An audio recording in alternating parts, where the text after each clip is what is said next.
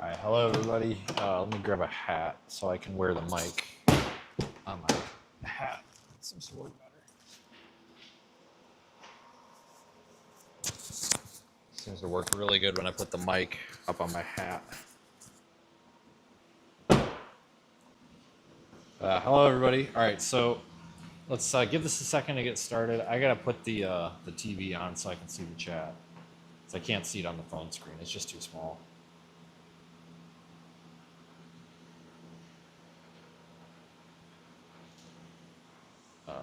Stuff's broken, but not broken, intentionally broken. I don't know what you want to call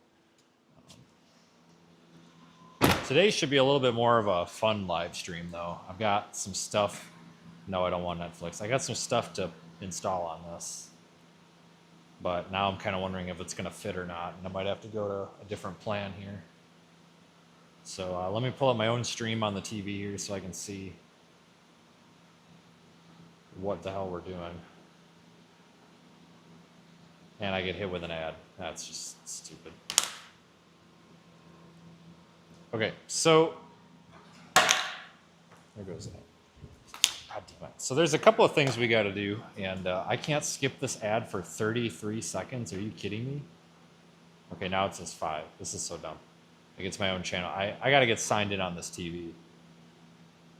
We'll just check sound. Normally people would be complaining if the sound was bad, so. Hello? Hey, Carrie's here. Blew off my text message too. What an asshole. What a jerk. Can you believe that? He blew my text message off. Actually, you can answer my question right here, Carrie. Where are you getting your acetylene filled? Because I'm going to go to Harbor Freight and buy an acetylene torch before the week is done the way shit's going. So where are you getting your acetylene filled? Is it Farm and Fleet or what? I'll try to pay attention for the answer.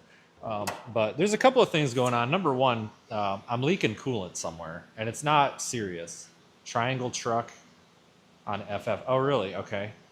I actually know a guy that works there. I don't know if Justin still works there or not. Interesting. Good to know. We're leaking coolant on this pig somewhere. Oh, well, no. And it's not my heater hoses, and it's not the engine. It's nothing carried it. It's something that I think it's my thermostat housing. I think I fixed it. So there's a when I put the thermostat on the other day, I don't think I tightened it as much as we should have. So I think I had a little bit of an oopsie with the thermostat housing. See how there's like down there, you see that orange? Hang on. See that orange residue? That's some coolant from earlier.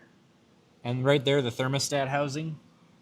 See, there's a little residue around that bolt, but it's not, what is that fresh? See, I didn't have anything to clean it off because I just went to Harbor Freight and back. But I didn't have anything to clean it off. So I can't tell if it's actually leaking anymore. I don't know if that's new fluid or if that's old fluid. So I think that's where our little coolant leak is from. And it's leaking enough that it leaked about that much while it was sitting here. So I bought some brake clean. They only had one can of brake clean at the AutoZone by the Harbor Freight. I don't know how that works out. That's just ridiculous. I couldn't believe it. I was like, you've got to be kidding me. So we're going to take some brake clean and we're going to hose that down so we can see if that's actually where the leak is. Like, it has to be. I have looked all over this truck and I cannot find anywhere else that it's leaking. And it's wet down that side of the engine. It's not. I thought, well, God, maybe it's a freeze plug or something. It's not.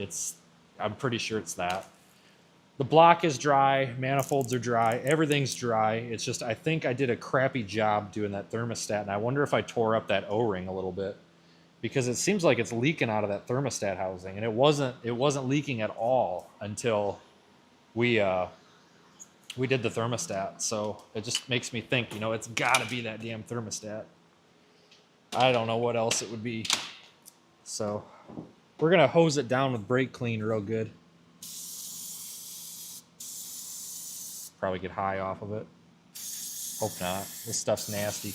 They only had one can. I'm already halfway through the can. They just don't put enough of this. So I wanted to get like a case of it. I've got a barrel on the way, and somebody was yelling at me about, oh, you got to ground it and blah blah blah. Yeah, whatever. I've got a barrel, a 25-gallon barrel of brake clean on the way. Do I need to heat shroud the wires over the engine? No. The only reason they're like, guys, this is welding cable. The only reason it's like that is because it wasn't long enough and it didn't make any, I didn't have enough left. They're perfectly fine. I mean, we only get up to like, what, maybe 150 degrees up here. They're perfectly fine. They have been for a long time too. So I'm just trying to hose this stuff off and get as much of this off as I can. But it's kind of burned onto the engine too. God, it's down there all over the power steering rack. Is there a coolant line down there? No. So this is like the best solution. See, I'm already almost out of brake clean. God dang it.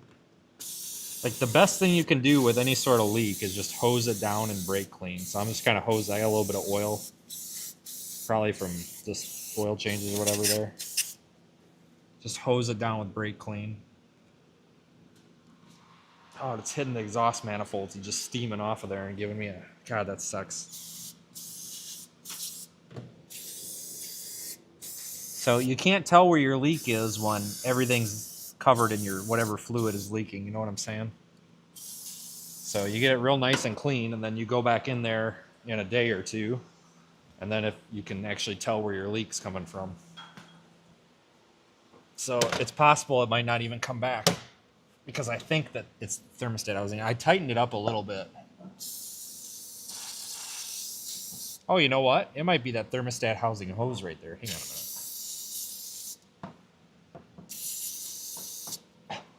a minute. Holy shit.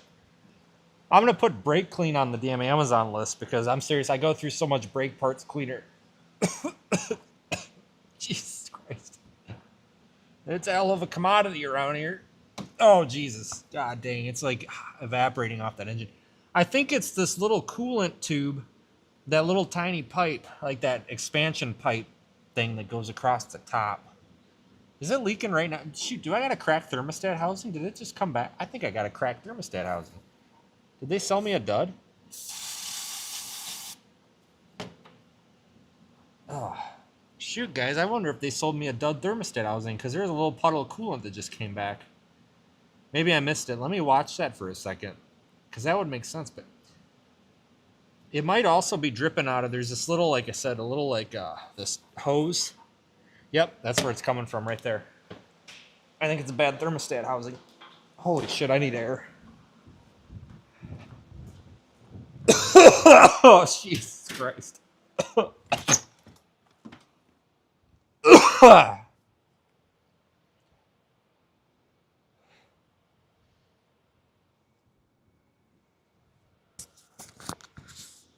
Hey. Brake cleaner. Yeah. Yeah, I'm dying in here, man.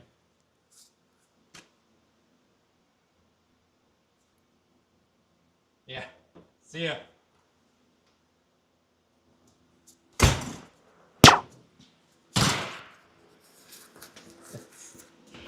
The tow truck company neighbor over there is just staring at me like an idiot as I'm hacking up along. And he's like, you good? I'm like, yeah, brake cleaner. So, all right, so I found the leak. So it's nothing Carrie did. As I want to reiterate that because the other day I had somebody, this actually pissed me off.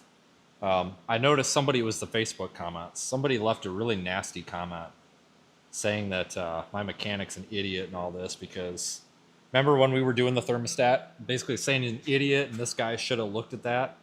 Well, that pisses me off because my mechanic is also a good friend. But one thing to remember, folks, is the thermostat has absolutely nothing to do with the engine replacement that was just done. Like, nothing to do with it. You know, that was part, you know, I don't understand why we're taking shots at my friends over stuff like that. So we got to get in there because like I said, I just found the thermostat is leaking. So it's my job. It's something I did. So, you know, this happens, but I just want to remind everybody that this has nothing to do with the engine replacement whatsoever. This actually might be a bad part, potentially. They might have just gave me a bad part. because this thing was stinking so bad of coolant.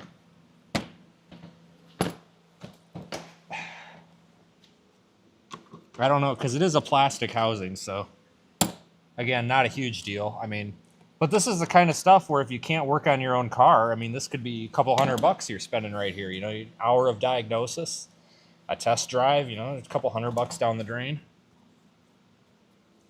This is why I say, folks, like the number one most valuable skill you can have, I swear, when it comes, if you work in in an industry that uses transportation, like storm chasing or anything that uses like transportation like this all the time, like the best skills you can have are working on your own vehicle, because we're talking a crap ton of money or otherwise.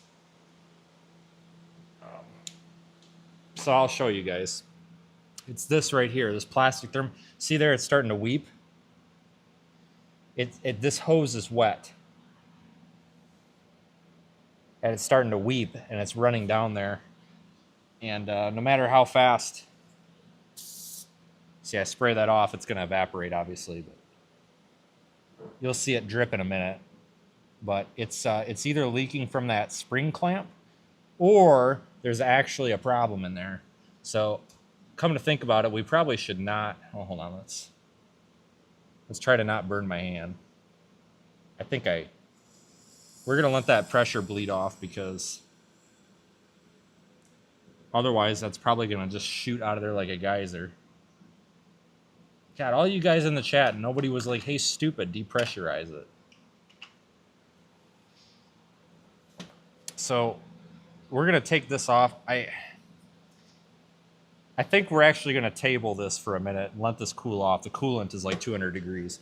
So let's just let that cool off. It's depressurized, which means it should cool off faster. So we're gonna look into the other stuff that we're gonna do today, which is way more fun. I have one of those, David, I do have the little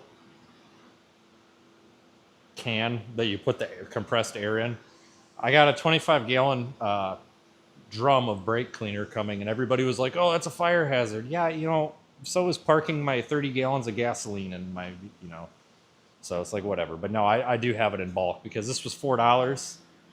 And like you said, I mean, it's way cheaper to buy it in bulk. And then you don't run out, because that's the problem. It's not even necessarily the price. It's the running out all the time. This is the problem. So unfortunately, I spent more money. And I really shouldn't, because I don't have much. But this is becoming a problem, and I kind of write this up as a safety issue. And because I kind of consider it a safety issue, you know, we're gonna prioritize it, if that makes sense. So I kind of look at vehicle lighting and being able to see as a safety issue. So I bought this, the Road Shock. So you guys know that I love Baja designs. And the front of the vehicle, obviously, the problems that we have are we've got the factory low beams and the factory high beams, which are kind of trash. Not much we can do about that. It's not the bulb, it's the housing. I've got these square pod lights, flood fog pattern down there. They're okay. Those need to get upgraded. And then when we hit the high beams, it turns the light stick all white for a nice flood pattern, but we don't have anything that shoots down road. And I really don't want to hit anything. And I feel like for the price, this is kind of a safety thing, so we're going to do it. You know, being able to see is important. So I love Baja designs, but I'm going to precurse this by saying something. I really, really recommend Baja designs. They are the best lights out there, in my opinion, but they are also extremely expensive. This is Road Shock from Harbor Freight, not a sponsor, but if they would like to sponsor the channel, they can email me. Well, Dean's in here. Shit, we could probably make him a package deal, because probably could send Dean a bunch of shit too. You get 2 for 1 there. But this is basically a knockoff of Baja Designs. Plain and simple. You know, you can tell that by looking at it, right? The Baja Designs version of this light is $449 a piece. This is $99 a piece. Same specs, same footprint. Realistically, people, it's the same light. So that's why we're doing this, because I was trying to save up for some Baja Design lights for that, but I just can't afford them. But I don't know if they're going to fit. So the thing you need to remember with these, so if they don't fit, we're going to have to go with something else because they're huge. And I don't know if they're going to fit on my bumper because of the way the grill guard or the grill armor is.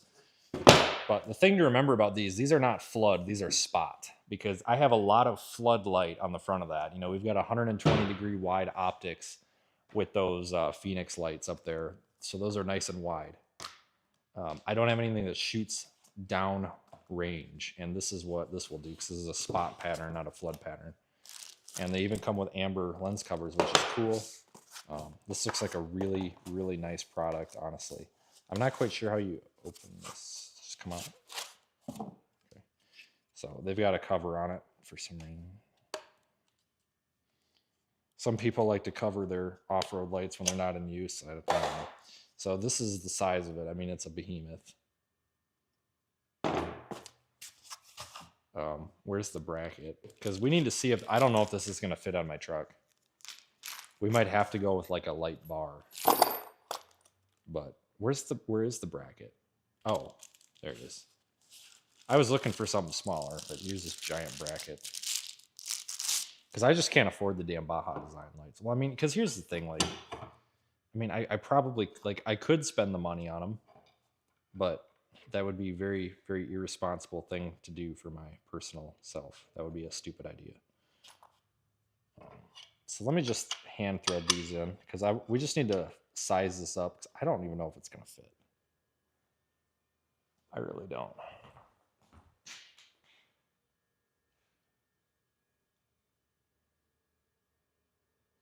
Oops.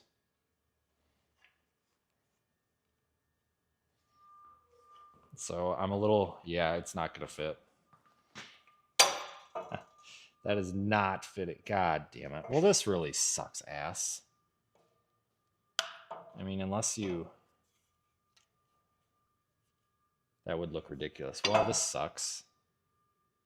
Well, these are going back. Well, that makes this live stream a hell of a lot easier. God dang it. We got gypped. I wonder if there's any... Could I use a different... I wonder if a different... Does the light fit? And we could use a different bracket? You know, that, yeah, see, the light don't even fit under there. I mean, we could probably somehow strap them here, but that's going to look... How does that look? That looks ridiculous. Yeah, man, I would try a different bracket, but it's not. It's not going to do it. It's the light. God dang, I was afraid of this. That's why I went with the 4 LEDs and not the 6. Shit. These are really heavy too. These weigh like probably damn near 5-6 pounds. I mean, I wonder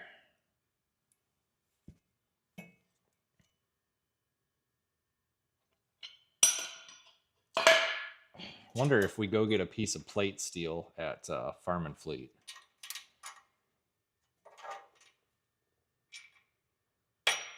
Trying to get this old bolt to thread out of here. Wondering if I go get a piece of 1/4-inch plate, because it's gonna have to be freaking beefy. It would have to be pretty beefy to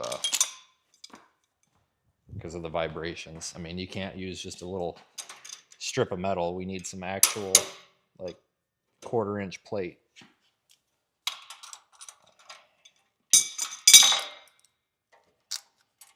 Because of the road vibrations and hitting tree branches and stuff. The other option is I always thought about taking this pre-runner grill guard thing off, but I also don't want to lose the protection of it, so I'm probably not doing that.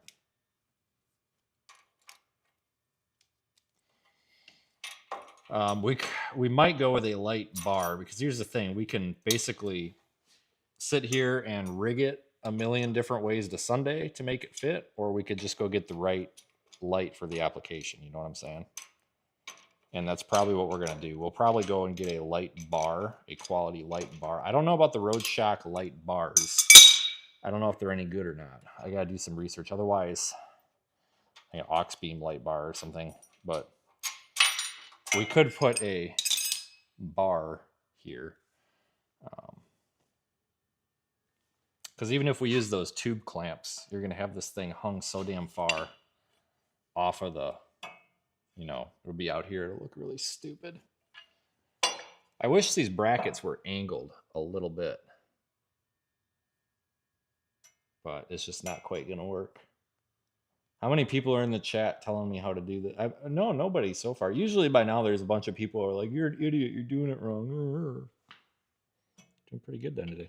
Even if you flip the bracket around, see it's a little bit, we got a little bit of an angle. I wish they angled it a little bit more. It's just, if we had about 1/4 of an inch, we would have, see there it's mounted flat, but it's, they're pointed down. That's a problem. So unfortunately we can't do that unless you do something really stupid like that. And that's just not happening. But there's just no,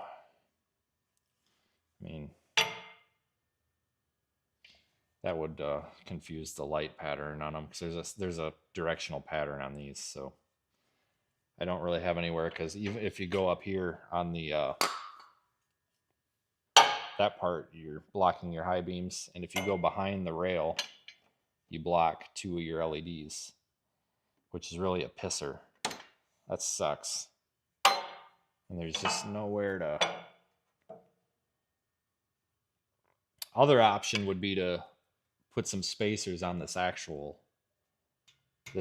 piece, put some spacers and pick this up about 1 inch, but I really don't want the this up over the grill, because it looks stupid. See, the light itself, it's not even a bracket thing at this point. See, the light itself doesn't even clear that. So the only way to do this would be to put a like a piece of 1/4 inch plate, maybe about that wide, and weld it, which now we're getting into the point where I don't really want to do that. So weld it and then call it good, and then extend this out a little bit. But I don't really want this stuck out, because I think that looks kind of stupid. No, I'm definitely not going to grind it, because that would compromise the structural integrity. I would have to literally take 2/3 of this out.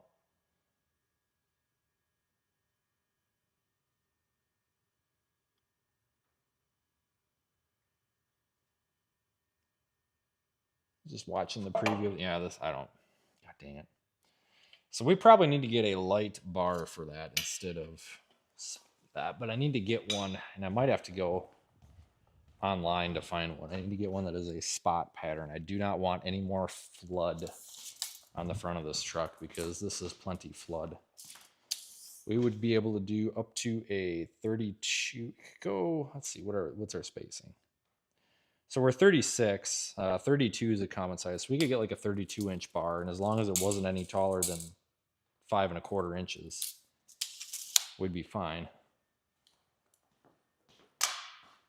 Yep, they do make similar lights with 2 LEDs, but the thing is, folks, it's not about looking cool. It's about using it's a tool, not a toy. So we have to, it's not that I just want to put the lights on the truck to put the lights on the truck. I want to put the lights on the truck because I need to be able to see and prevent an accident. So we're trying to make it work for what we got. The only other option we have would be to remove these, because these don't really do a whole lot. But then the whole point of these fogs is for a little bit of like down low and out to the side, but they really don't do much. Keep in mind, we have the hood mounted lights up there on top, which I don't think you can see. So those do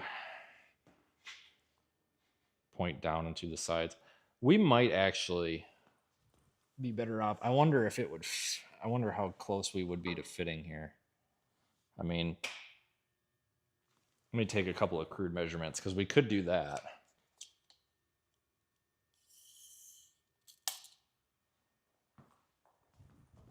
But I think this is only a 4-inch hole. No, it's a 6-inch. I think this, Dean, I think this actually hole is meant for Casey, I think. But a 6-inch, and we are, this has to fit. Yeah, even with bracket. Let's try popping one of these out of here and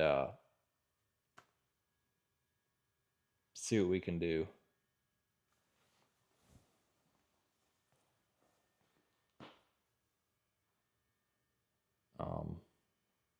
Let's see how annoyed I can get at this damn thing.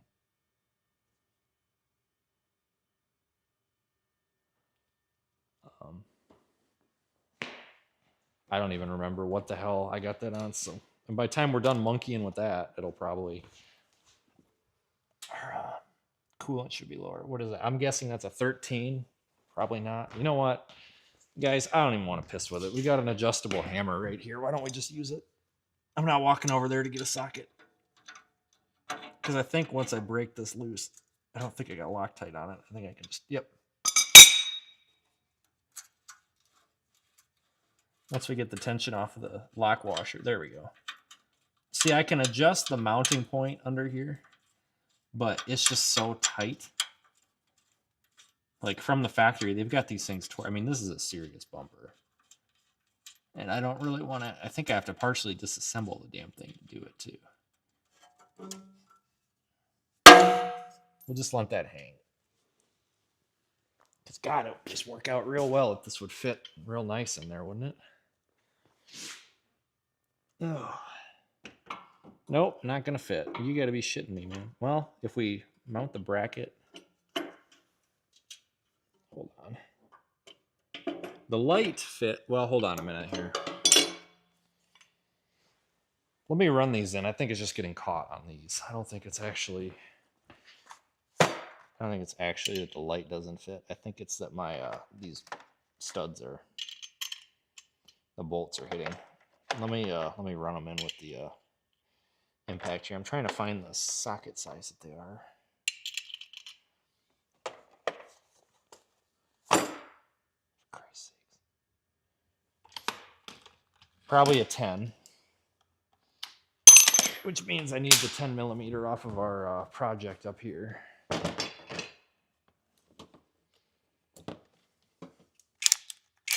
Just sucks that this wasn't like a plug and play situation. Never is. Thought it was going to be, though. I was really hoping for it. Really hoping for it.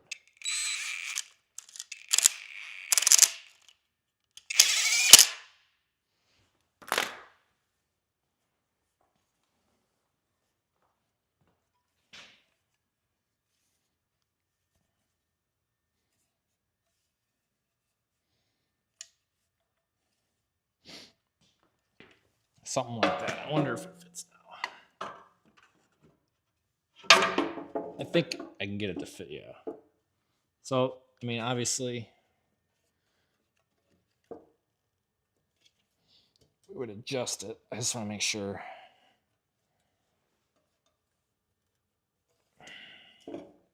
We can actually adjust it the way that I want it.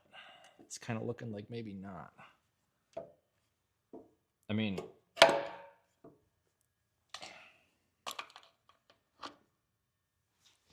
it works. I mean, it don't look terrible. Obviously, we don't want it to look hacked up. So lots of good suggestions in the chat, but understand that I really just don't want this to look like dog shit, you know? I take a lot of pride in this. So I think that'll work out right. It's like I was saying, I need to upgrade those fog lights to something else anyway, and honestly, realistically, because that's going to be a smaller light anyway, realistically. We could put those up on the bumper there, but I did buy the crappy wiring harness kit that they have just because it's got a relay in it, and for me to go buy a relay at O'Reilly's, it's like, $12. This kit was $19.99, and it comes with a bunch of wire. So it was just it makes sense to buy it because it's literally cheaper than me making my own wiring harness out of the wire that I have. I can't even get the thing open.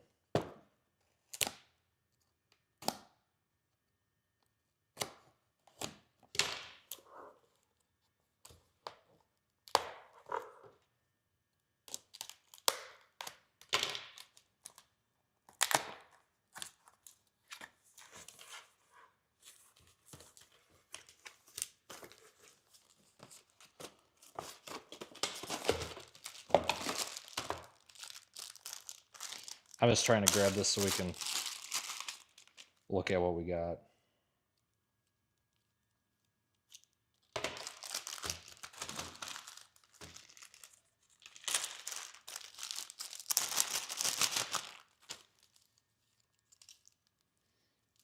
Looks like they actually sold a halfway decent harness. We're still going to have to chop it up. This thing still is going to have to get chopped up. But got heat shrink on it. So I'm just going to stick this on the battery. I'm just going to see if I can maybe just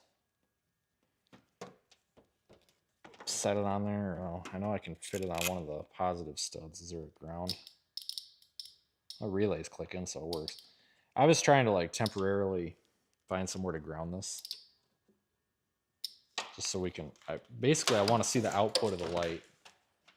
That's what I'm trying to do, just see how much output it has. So I don't know if it's going to work very well with it being down so low. And there's actually no pigtail on the light. You got to plug it into the light.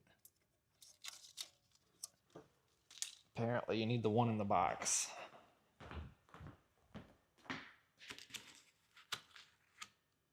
Well, or not. This is weird. Nice. Oh, this wiring harness doesn't work with this, even though it literally says it's for this. You fucking idiot. Designed for all road shock lights.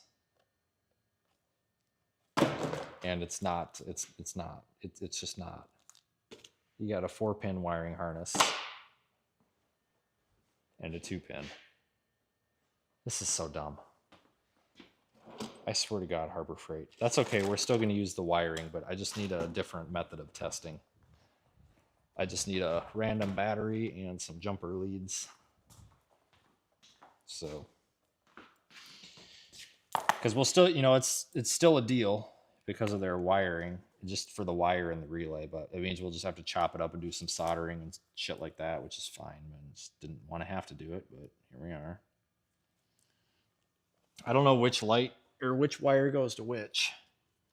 So we'll have to, because it's got different, it's got like a running light mode and a high beam mode. So I'm just going to use this random 12-volt battery I had sitting around that I'm assuming has a charge in it.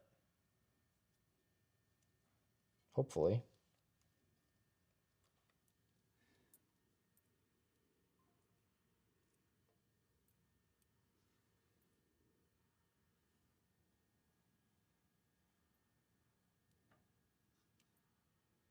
Which one's high? I think this one.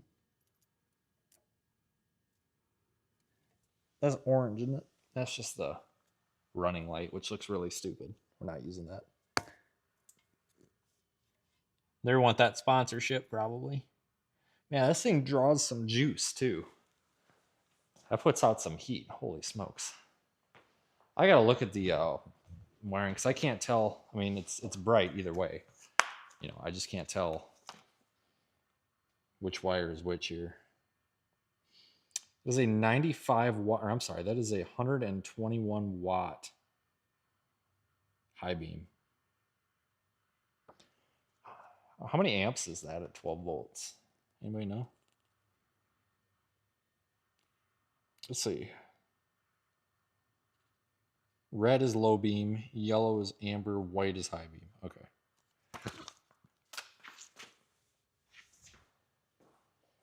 I mean, let me turn off the lights. I just want to see what the beam pattern is. I mean, it's a spot, so it's very focused. It's just, what concerns me about aiming that is the fact that it's so low.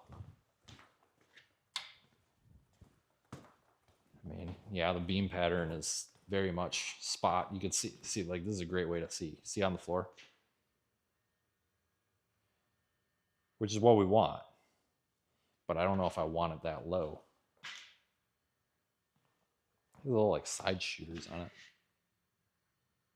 Man, that puts out some heat though, folks. My God.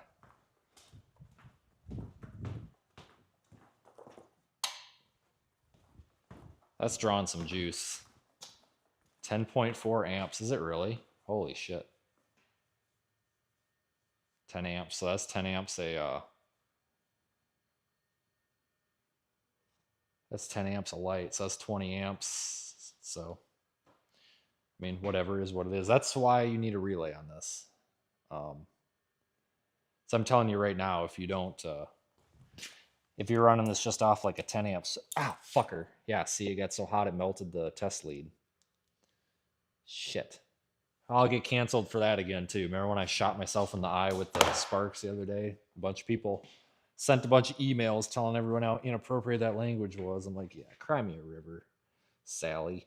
But anyway, yeah, it burnt the test lead. So still hot. Melted it right off the alligator clip.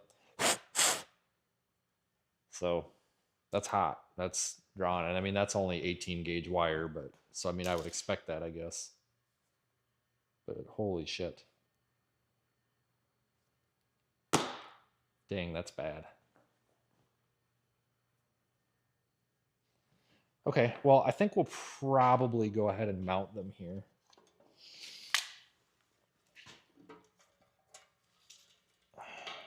God dang, this hole. Hopefully this is decent enough wire. What gauge wire do we have here? Feels like 16 gauge. That's which is fine. That's plenty fine. 16 gauge is plenty fine for that. But there's a nice little mounting tab in there. I just need to figure out a way that we can actually aim these once they're in there, because we'll have to aim them, especially with them being spot pattern. So I need to make sure, however we mount this, that I can get a wrench in there.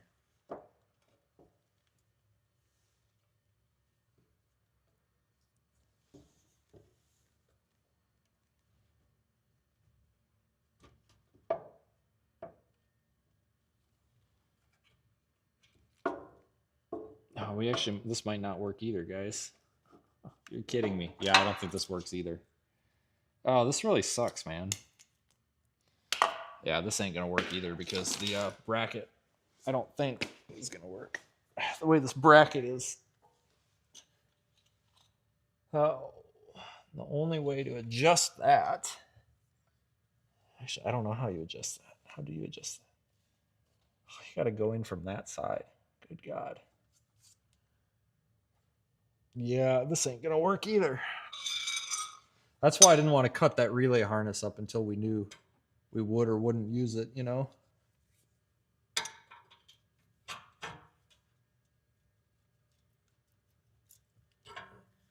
Bend that tab down just a little bit, maybe.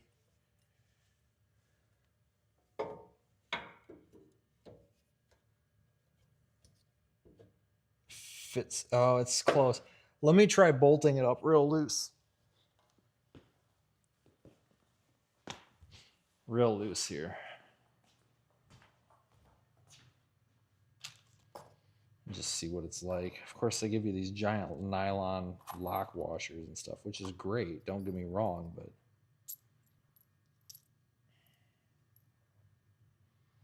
it's a little excessive. I mean, it's not. I shouldn't say that it's excessive. It's just like what we're trying to do. It's like, really, I just want to loosely bolt it up, but it's got these freaking like nylon lock washers. So now we got to do it this way, which sucks. All right.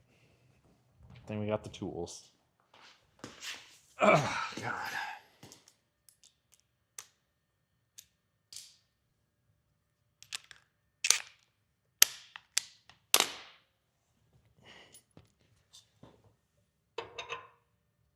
Seriously? There we go. I was gonna say. They give you, I'm not a super huge fan of the hardware they give you. I've got some nice big fender washers over there that we're going to put on. I'm just not going to go dig them out until we know this is going to work. So I'm doing this very cautiously so we don't damage these or scuff them up in case I have to return them.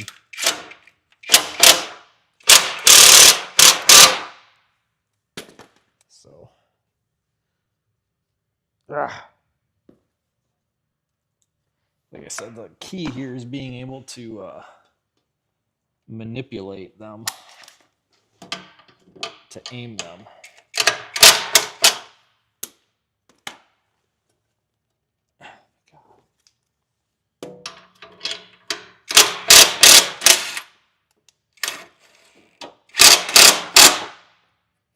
Ridiculous.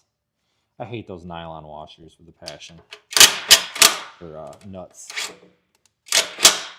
With a freaking burning passion. I hate them. What's the problem here? Yeah, this just isn't going to work, guys. This sucks. That can't go back far enough. And these end up being, yeah, this ain't going to work. Son of a bitch. God, we're just not having good luck today here, are we?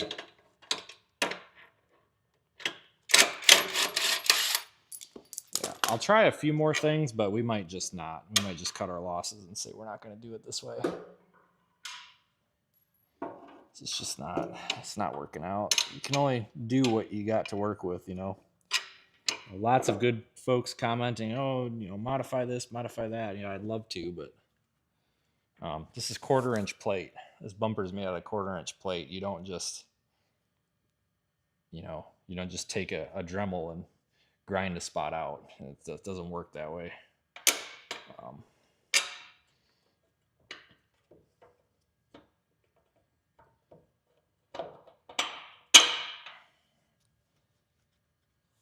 Oh, that sucks. It's not necessarily the up or down or the light actually fitting. It's the yaw. It's pointed too far that way. And again, it's probably the last time I'll say it, but they are spot pattern, so we cannot have them pointed any direction but straight ahead, or they will. It's wasted. And the way they're pointed here, they're going to have most of the light's going to hit into our bumper because they are pointed center, and they need to be pointed more out than they are. So there's just really nothing I can do about it. So it's trying to fit a square in a circle hole, folks. I know there's been a lot of good suggestions in the chat, but believe me, this ain't my first rodeo. All right, I promise you that. If there was an easy solution, we would be doing it. I'll try manipulating this bracket one more time, but I don't think it's gonna do it. There's just no, like I said, 1/4-inch. This is 1/4-inch plate. There is absolutely no no simple modifications to this. As much as what I'm seeing in the chat, there's just no way to modify a 1/4-inch plate without actually doing some serious modifying. And I'm not going to sit here and tear up my bumper to put 2 freaking lights in it. We'll just get lights that fit, you know. Option B. I guess we're on C because this was option B. Option C. This has 3 mounting holes on the bracket. I might be able to offset mount it, maybe, but I'm afraid it might vibrate loose.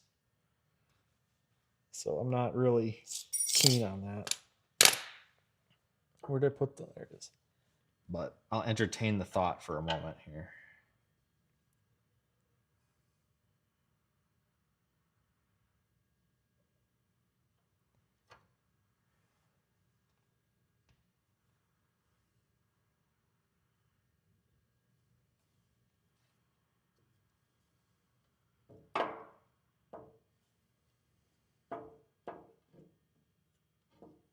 See, if the damn if this bracket was farther back, you could mount this back here and then have all sorts of adjustment left or right. But buck stop's got it just too far forward, in my opinion.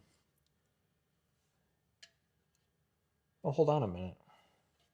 Does this come out? No, not really. Oh, maybe this. Hold up a second. I think this circle, This shroud comes out of here, I think. I did not know this. Give me a second here. Hold on, I might have just found a loophole.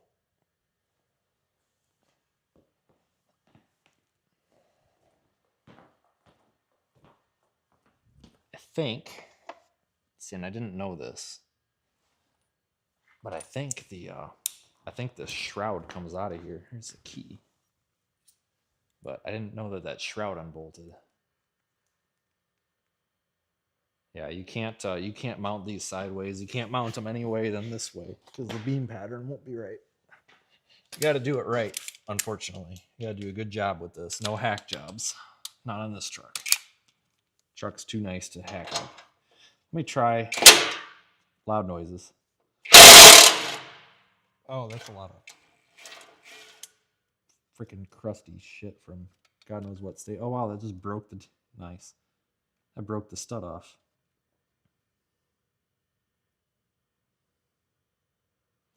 I mean, I guess realistically that's okay. I gotta get that damn nut out of that stud out of there, though.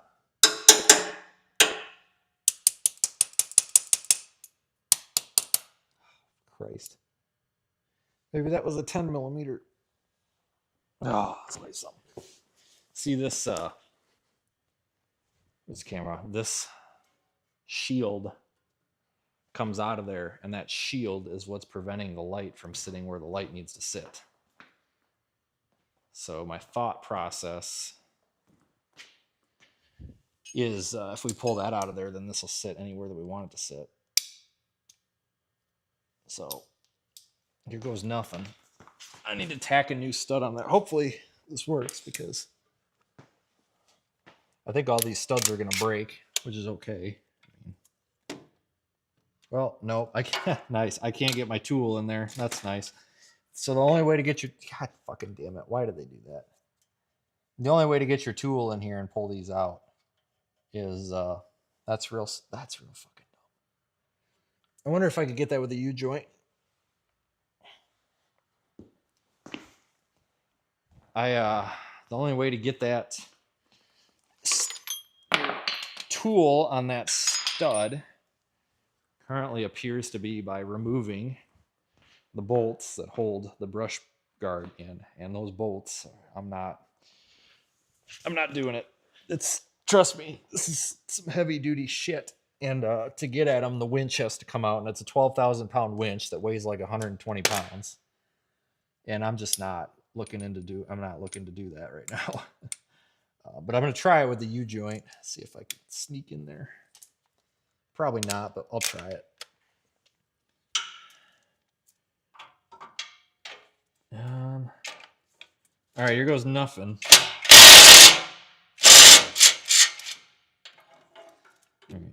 It's a 10 millimeter.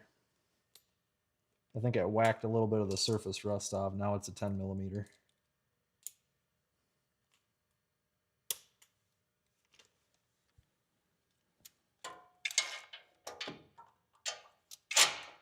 No, that's not. I wonder if it's standard. Oh, for fuck's sakes almighty.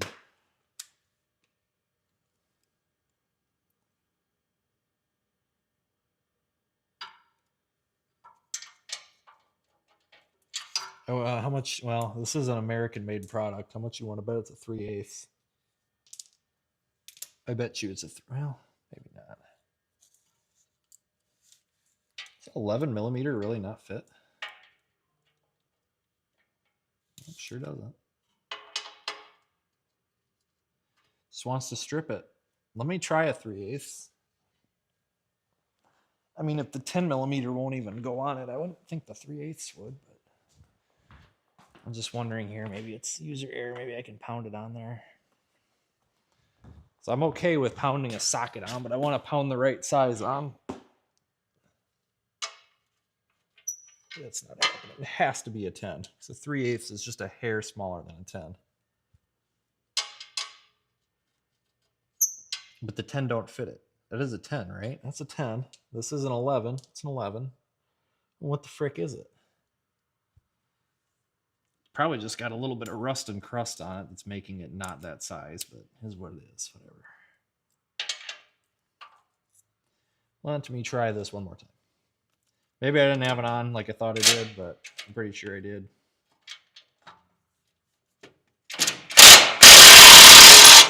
God Christ almighty.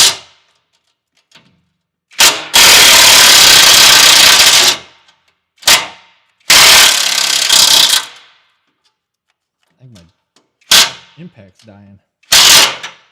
Stupid. Oh, I wish I would have put this stud anywhere else.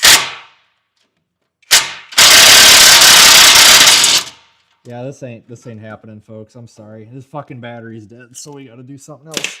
We'll pivot to we'll pivot to that thermostat leak for now, and let this battery charge up because I'm sure as hell not doing that by hand. So that's fine. We'll pivot to that coolant issue, and then come back to that, which was the original plan, and then we went to that. Hold on, I gotta wash this crap off my hands before I touch the phone. Ah, shit, I'm about out of freaking toilet paper, or not toilet paper. What's this stuff? Paper towel. Christ. Anyway, paper towel. Yeah, sure. So we'll come back to that. So let's pivot back to this thermostat leak.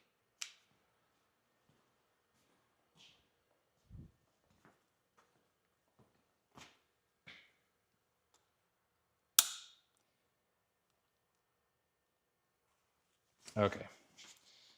Let's get some light in here. I need to get one of those Milwaukee underhood lights. Expensive, but you just can't put a price tag on having good lighting.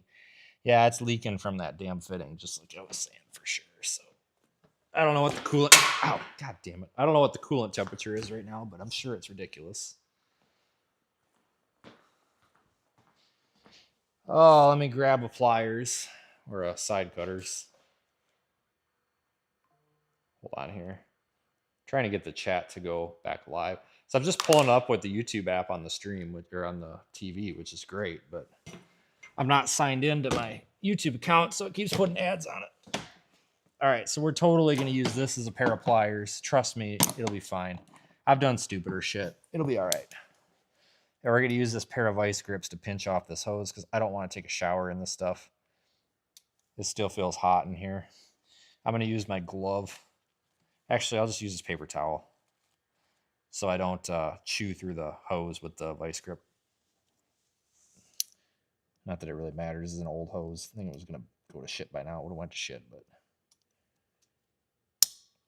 I'm pretty sure that this plastic thermostat housing is compromised, even though it's brand new, which just pisses me off. I hate buying stuff and it being junk out the box. Oh no, it's squirting fluid. That's disgusting. Anyway, I need a freaking God.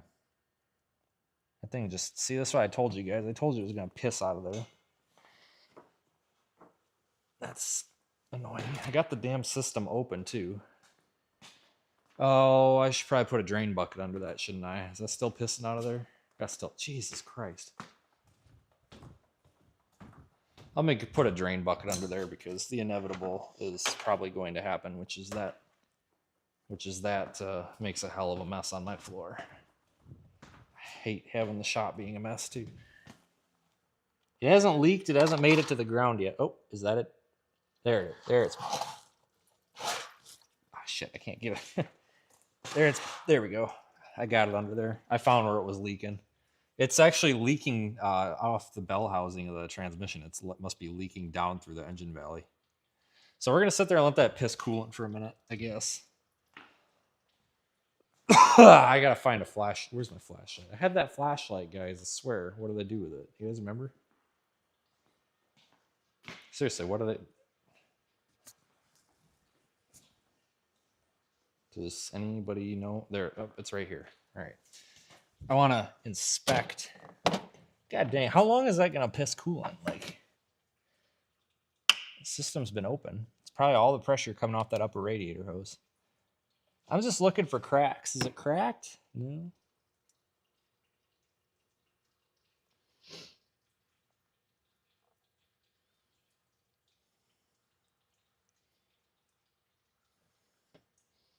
That plastic nipple I thought was cracked. Maybe not. Maybe I just didn't have that clamp on right. You know, some of you guys know what I'm talking about, those crappy little spring clamps. Sometimes they just, if you don't have them right in the right spot, they don't work. Adjust the drain bucket a little bit. So maybe that's all it is.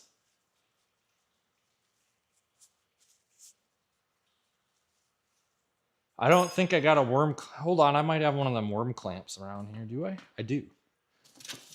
Oh, son of a gun.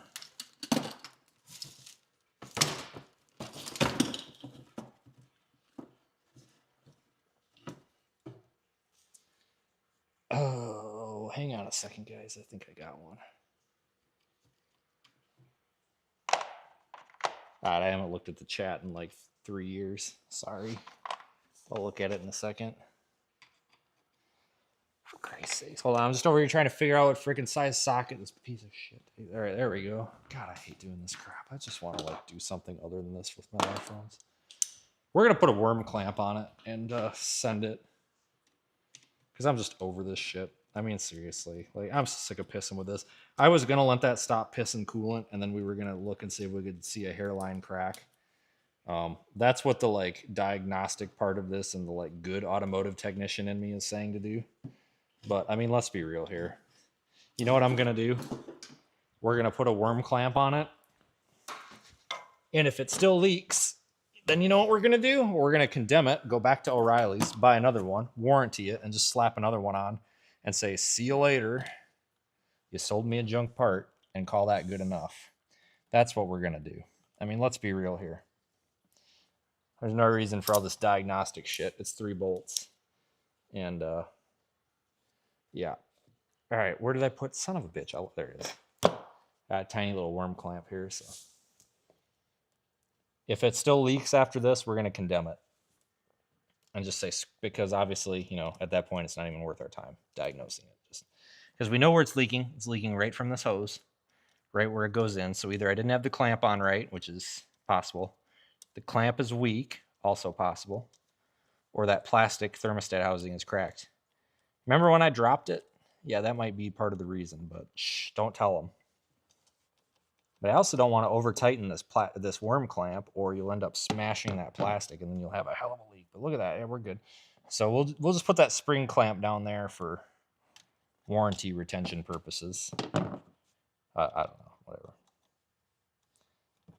That's why you're not supposed to use those spring clamps, because you can over tighten them, or those worm clamps, you can over tighten them. But I don't know, man. Our ancestors have been using frickin' worm clamps since 1962 or who the hell knows. They've been using them for a lot longer than I've been alive, so if it was good enough for Grandpa, it was good enough for me. It could be all right. Freaking woke freaking clamp. I don't know. That was a joke. I probably offended somebody. Oh darn. I wish I cared. It was a joke. Calm down.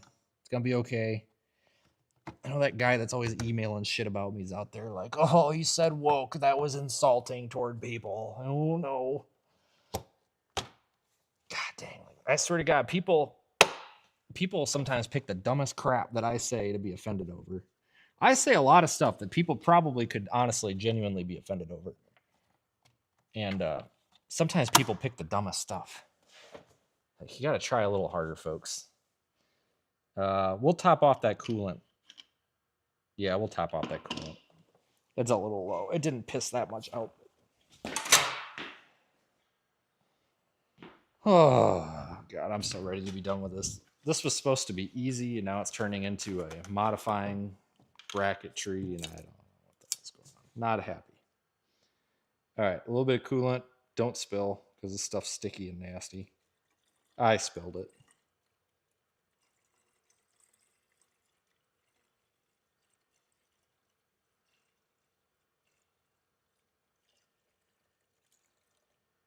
That's good enough.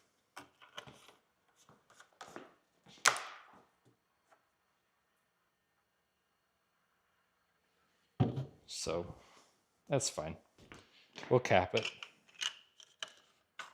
And I got brake cleaner, so Not enough though. I desperately need more, but this is all that I could get today. So we'll hose it down with the brake cleaner. Good as new. See? When in doubt, brake cleaner. You do need to hose that down because that stuff's going to stink terrible. I hate the smell of burning coolant. But because that's kind of down all over the front of the engine and on the exhaust manifold, we don't spray that. At least the majority of it off. It's going to stink terrible like all week.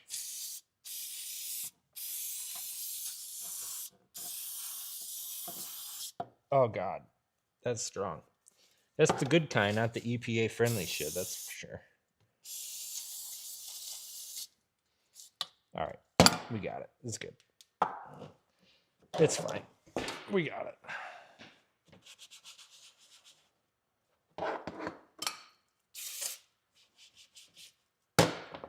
All right, not a sponsor. I need a brake clean sponsor. Seriously. Go through enough of that crap. I was going to buy a whole case because my other truck, you guys know it's got that terrible leak. I was going to try to make it easy on Kerry when he deals with it by trying to find the leak first. So I was going to hose it down with brake clean. And I mean, it's going to take probably 6 cans of brake clean. I'm not kidding.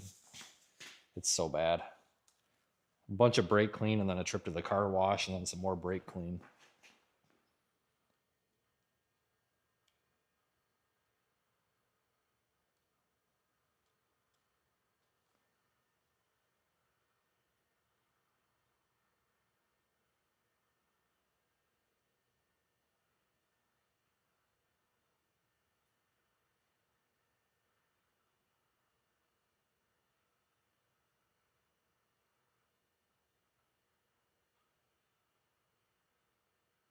Anyway.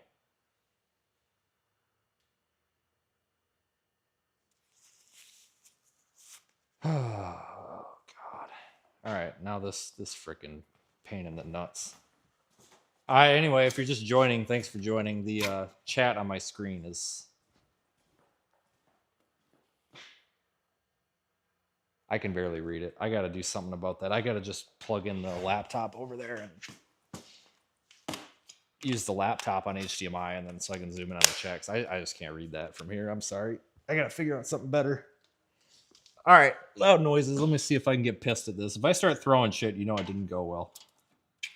I can't even get the damn thing on the nut. That's what she said.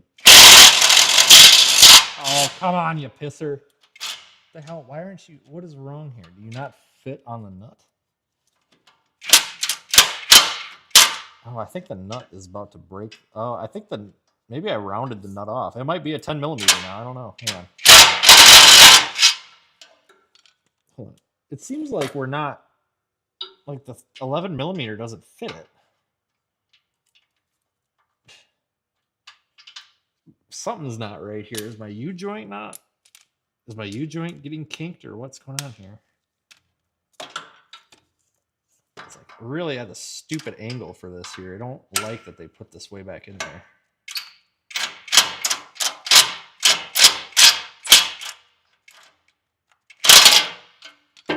There is just no... God bless. There's no good way to do that. It's like it's rounded out, but it's not.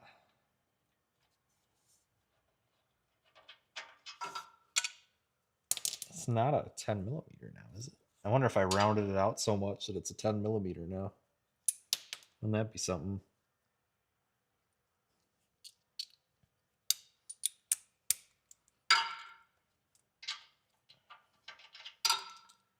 Let me go grab a 12. Holy shit, that stuff is strong. I'm gonna have to vent in here a little bit or open the door. Is this a 12? It's a 12. Let me crack that door open just a smidge. Because that brake cleaner usually kind of hangs low to the floor. Oh, shit.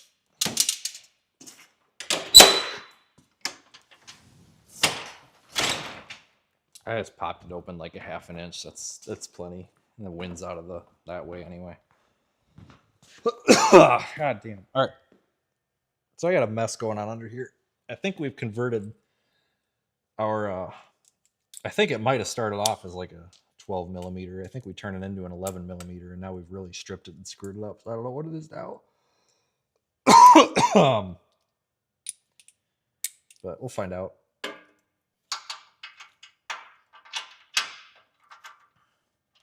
It might actually be a 12 millimeter. I don't know. It's kind of crusty, so. Yep, sure was. Wow, it identified as like 3 different sizes. Interesting. Okay, well now it's stuck in my sockets. Oh my god! Now I gotta get up and pound that out of the socket. Jesus Christ. Give me a break today. Oh, I gotta find something that I can shove in there and make happen here.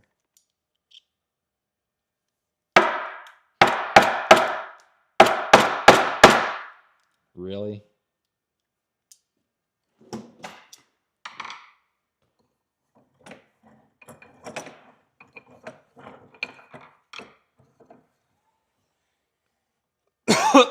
Hang on. I gotta hit this with a hammer.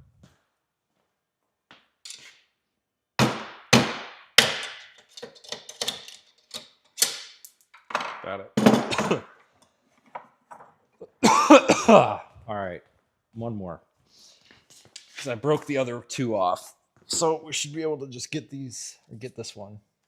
Do I need the U-joint for that? Yeah. Well, maybe not. Hold on. Freaking pain in the nuts. 12 millimeter. Who the hell uses a 12 millimeter? Jesus Christ. God, I'm dying. All right, so that's what was holding us up. I just bought a can of that Rust-Oleum shit over there, so I probably sand this off and hit that with black paint so it don't look like shit. Let's see, we should be able to, yeah, see, now we can go like that. See, there we go. That's what we wanted. God, what a pain in the dick. We got it, folks. That's what we were looking for.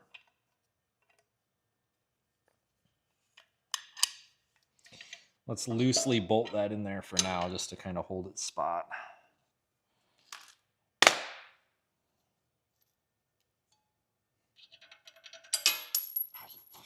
Piece of shit. God damn. I should have put this up on the ramps so I had a little more room, but I don't feel like it. I don't feel like doing it now. Oh, I forgot the lock washer. There's a chance I might not have to undo this again, so. Is that not it?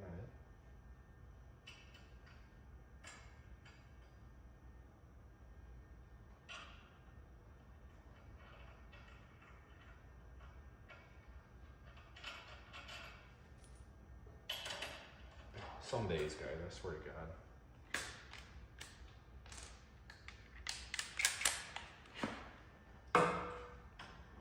See, now we got some side-to-side action.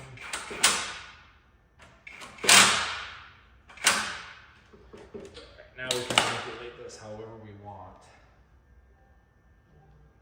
Yeah, that's good right there.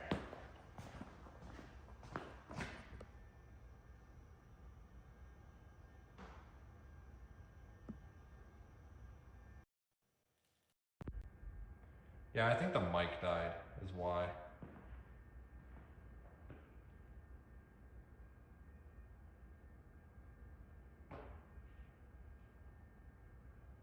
I'm looking at it, guys. Just a second.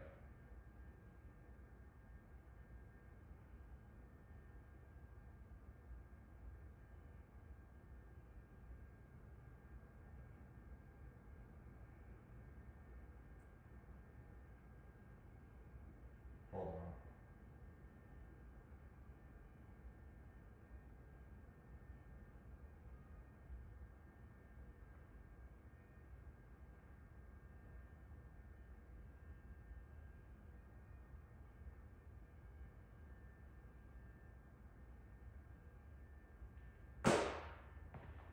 hang on a second, guys. I don't know why.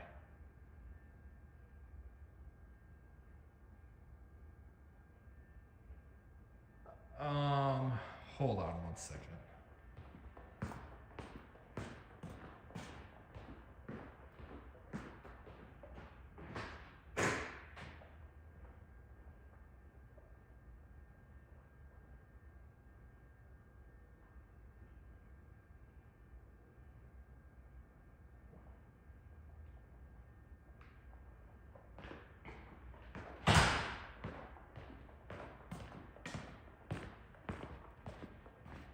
Hang on, I got an idea.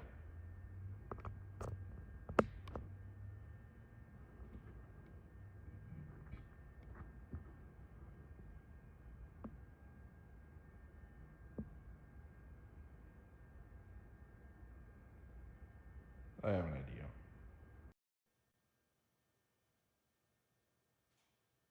Okay.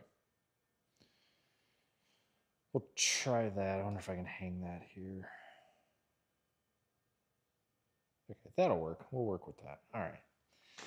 That'll work, and it doesn't look stupid either. So I'll get my can of Rust-Oleum, and we'll probably paint the shit out of this, but we'll make that work. I think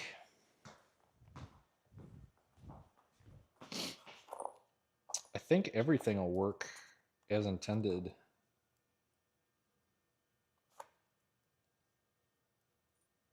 Without me having to take it apart, because I want to be able to aim that light.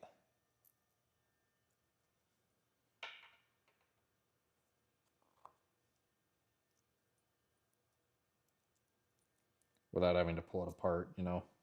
Because we're going to have to do some aiming and stuff. We'll have to take it outside and point it at the garage door and get it aimed and then drive around with it and probably aim it some more. As long as I can get a socket wrench in here to adjust these adjustment screws, it'll be all right.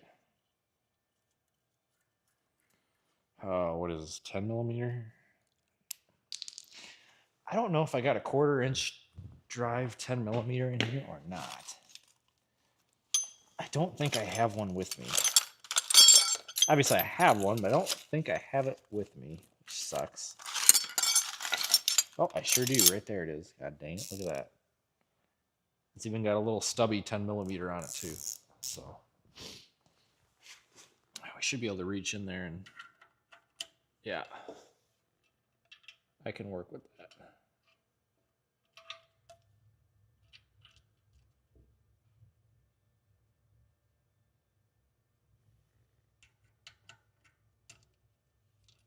Except it doesn't want to thread into the hole. It's almost like God damn it. They got so much powder coating on it.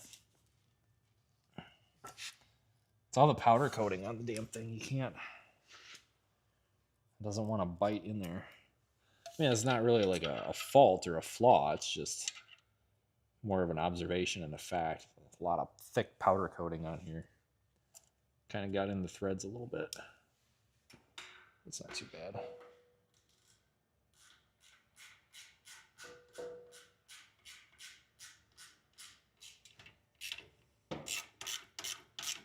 Give you some long ass bolts here for adjustments.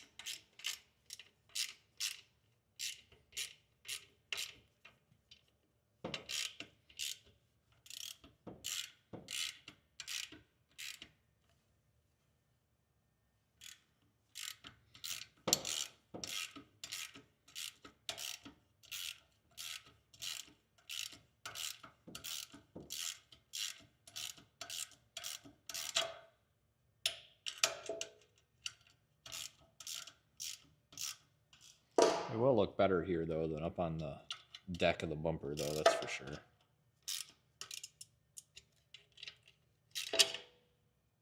Just going to guess that they're probably going to want to be somewhat like that.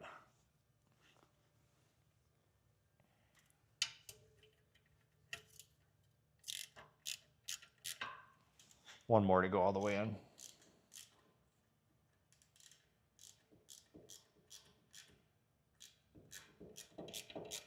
You've got 20 10 millimeter sockets. Yeah, I've only got like 4 left, so slight problem here. I don't know where they went.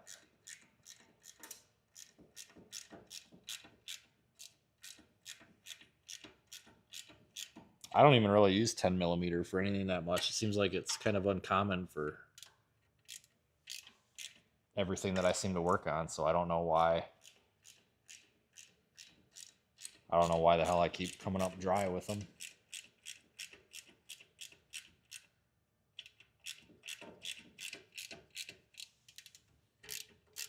God dang, today. Trying to get these close to tight, so I'm going to do a couple of turns. All right. Yeah, I'll be happy with that. So I'll go to the car wash after this, and I'll power wash all this grime off of the in this area, and then I'll just put some tape or a garbage bag over this, and then I'll just spray it. I got that Rust-Oleum, that stuff you can paint over surface rust with, but this isn't really surface rust. It's more like just unpainted metal in there, and it, yeah, I mean, maybe it's surface rust, but like you could pick it off with your fingernail. So I'll just power wash it, and we'll just go over it. It'll be perfectly fine. I know somebody's going to tell me there's a different way I should do it, but it'll be just fine. I promise. We'll be good. I promise. It's probably pretty close to how it's going to want to be. Now we got to do the other damn side.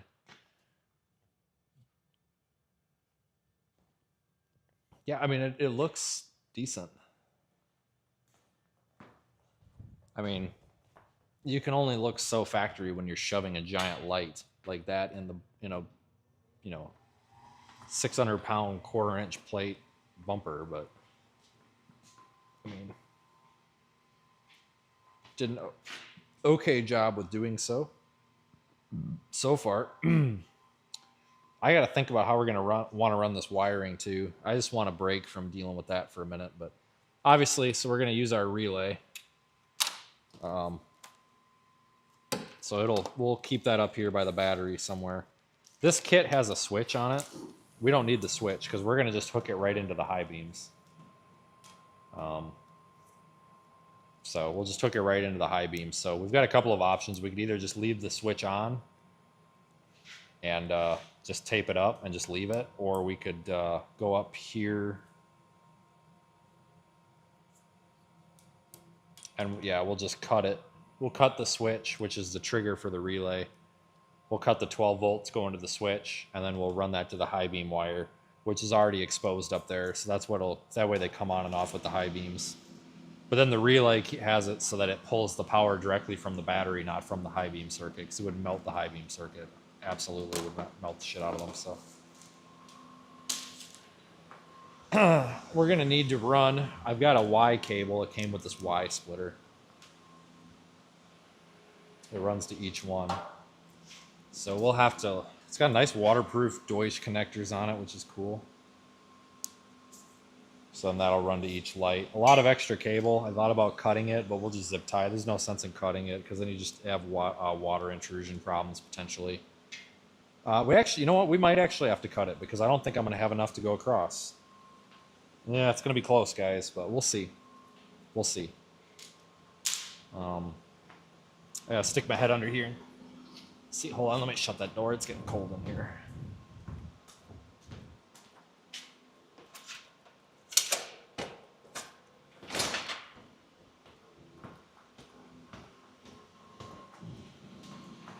Stick my head under here and see what our wiring options are. I mean, we can go through the rail above the winch. Would work, I think. Yeah, that'd be all right. I'd be okay with that. Yep, we'll do that, I think.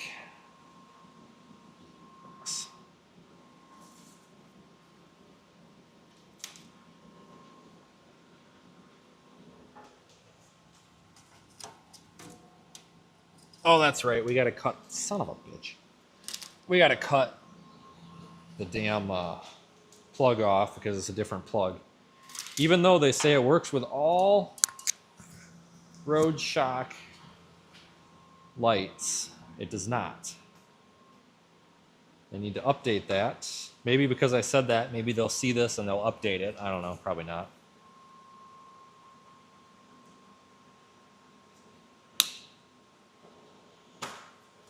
But that needs to be updated.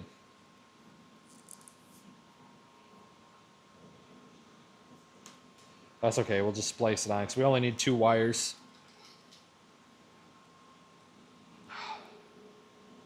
It's got a low power mode and a high power mode. We only want the high power mode. There's no sense in running them low power.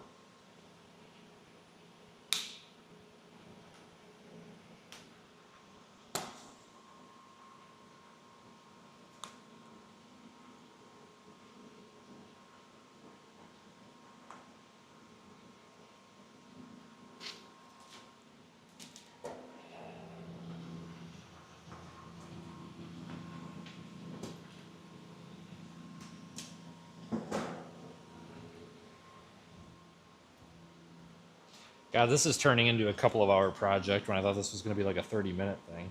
That's great.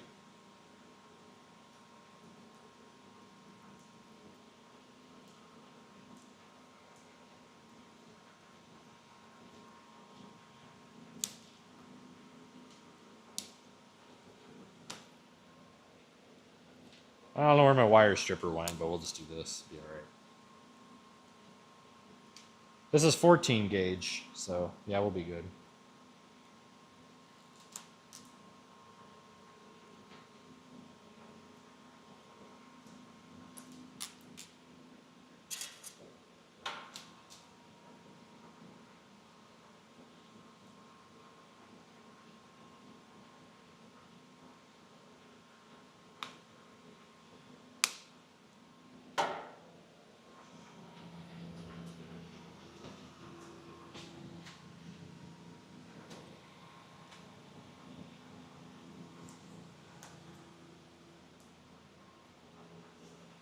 I'm just gonna tape the 2 wires that we don't use for this install down.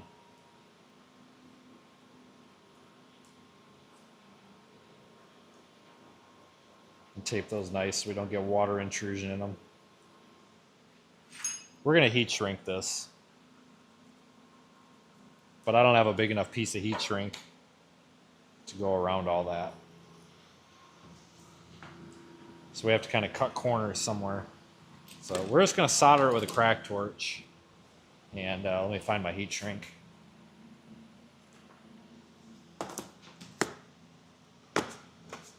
Let me see.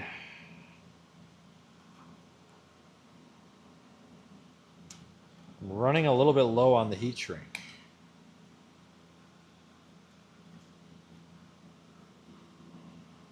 At least the sizes that I need. All right, I got a couple of options here. I think that's what I want. And this is the weatherproof heat shrink with the adhesive in it. I know somebody's going to ask. Yes, it's the good stuff.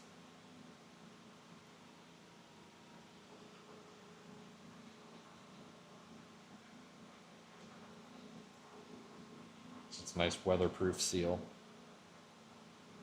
I'm going to try to solder this with a crack torch, but I might need a...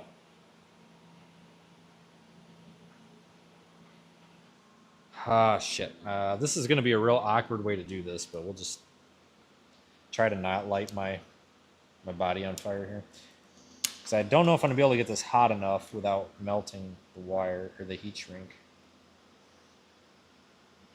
Oh, we're doing good.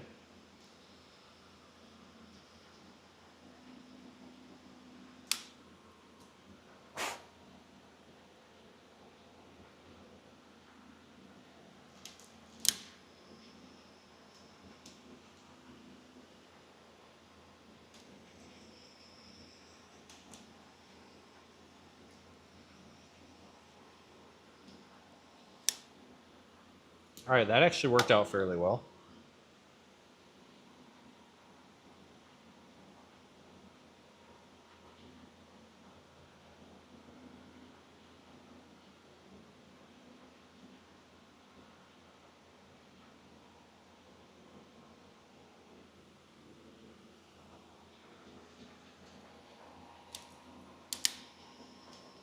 Thought I was going to have to get the soldering iron out, but I think we got it.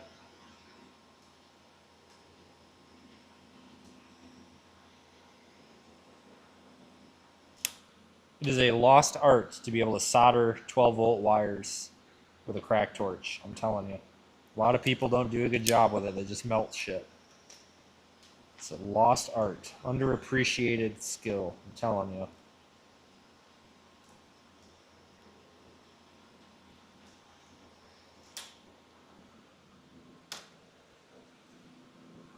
Isn't that nice? So that's now waterproof.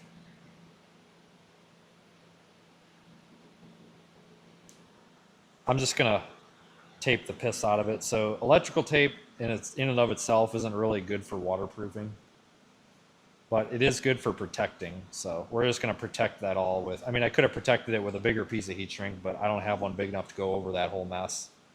So I'm just gonna wrap it with tape so it doesn't chafe through. Whatever, it'll be fine.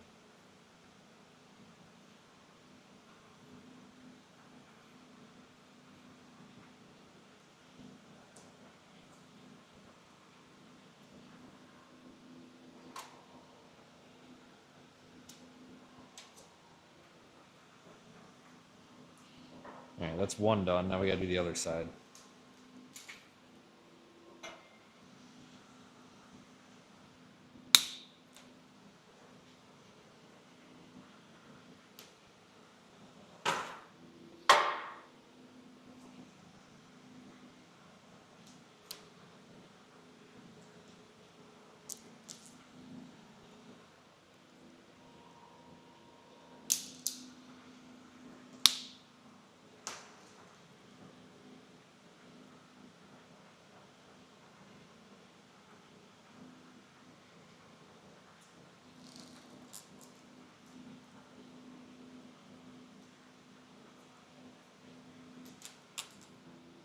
All right, let me grab that piece of same size heat shrink.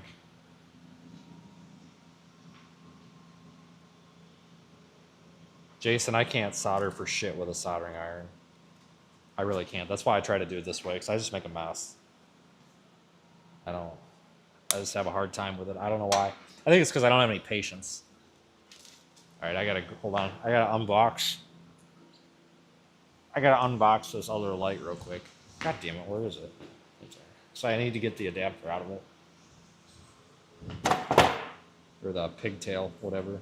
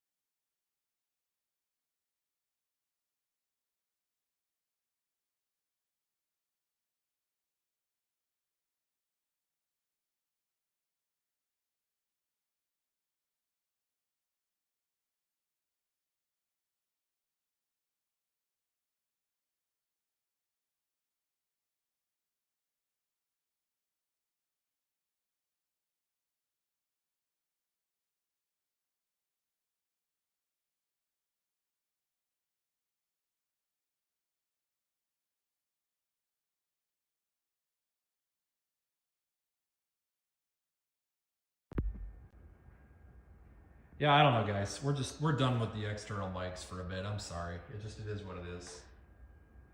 I don't know what's going on with it today.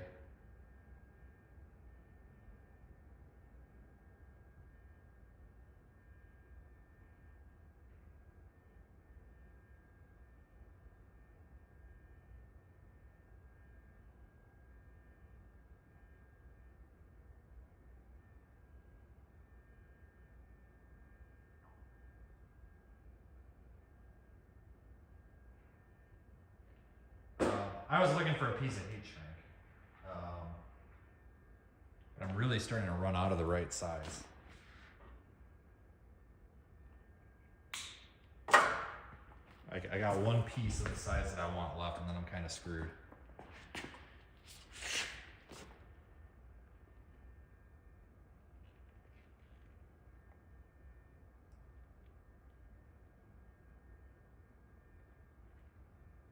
So hopefully I don't mess this up and have to cut it off and redo it.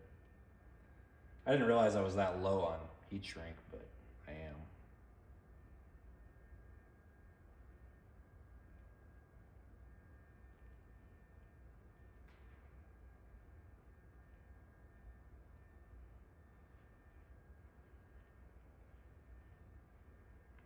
Really need to be doing this over on the bench. I don't know why we didn't move over there.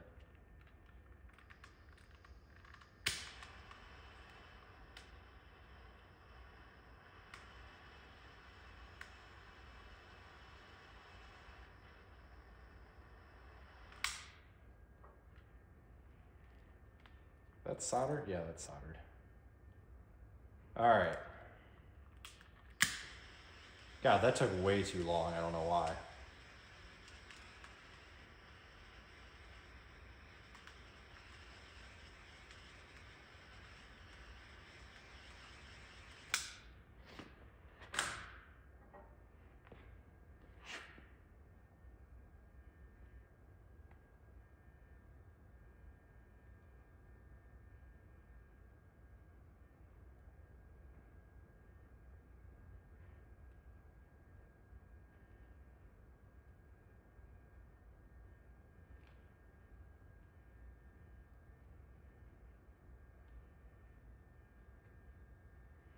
I want to make sure we go over this really good so it doesn't chafe, because it's right down there in the road salt and the road grime and crap. So if you get corrosion in here, it'll go all the way up the wires, and we'll be replacing this wiring harness in about a month if we don't. So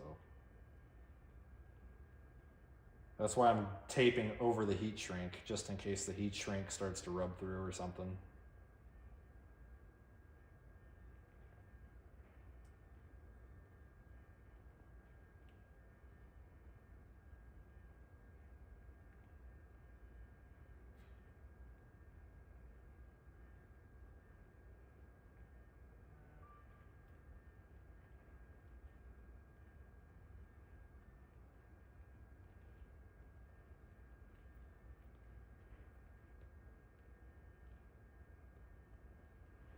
All right. Cut this without cutting my hand. That's a skill. All right, let me go grab another mic, because I think the battery just died, so give me a second. I don't know where they're at. Oh, wait, maybe they're in here. Hang on. Yeah, they're right here.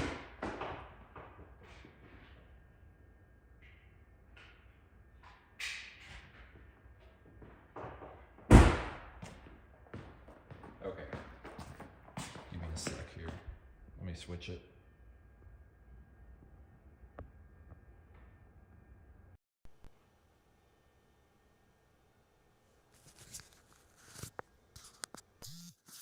Okay, so that's that. So again, the relay is up there. The switch is up there. We're gonna, obviously we don't need a switch. We're gonna run off the high beams. So we're gonna chop the switch and then run the high beam 12 volts into the switch. And then the relay routes the power from the battery directly to the lights. And now we've got our new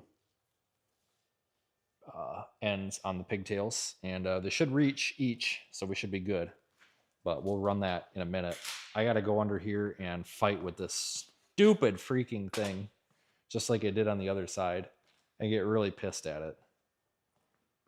I'm sure. So, okay, I think I should. The good news is, though, I should have every tool that I need, including to get the old light off. And again, this isn't really replacing the light that's on there. This is basically a different function because these just don't do much. And, unfortunately, those lights are just too damn big to mount up on the face of the bumper like I wanted to, but whatever. It'll be all right. This makes a little more sense, a little better utilization of space, I guess. Get this old light off of here. These are old, guys. These have been on here for 2.5 years now. How long have I had this truck? 2.5 years? No, 2 years. Oh, shit. I put my leg in that. Yeah, I've had this truck 2 years. It was February 8th, 2024. So, yeah, 2 years. But, yeah, they went on February 9th. So, they've been on for a little while.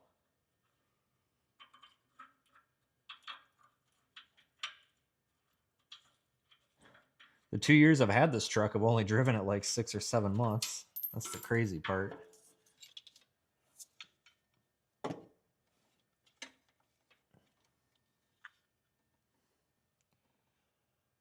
Oh, I gotta see about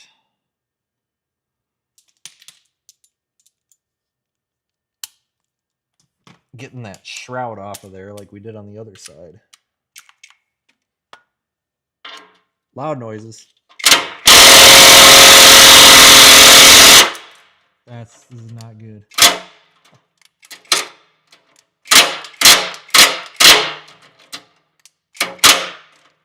Oh, you bitch. Oh, come on, dude. Really? Just give me a break one day would be nice. Everything I do is such a pain in the ass. Everything's met with so much resistance. Everything is met with so much resistance. I don't think I'm going to be able to get these. I'm going to have to probably get a breaker bar and bust it. The studs are going to break, and that's fine. But... Yep. Problem is, every damn time I do this, they get stuck in the freaking socket. Hell, they might even be 11 millimeters, and I think they're just so swollen with the little bit of rust on them that the 12 is fitting them. But every one, I got to go in here and hammer them out. Hang on.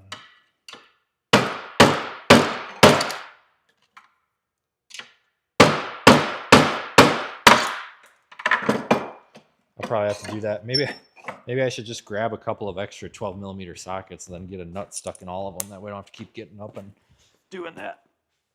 That's all right. Breaking that stud off's fine because we don't want this on there.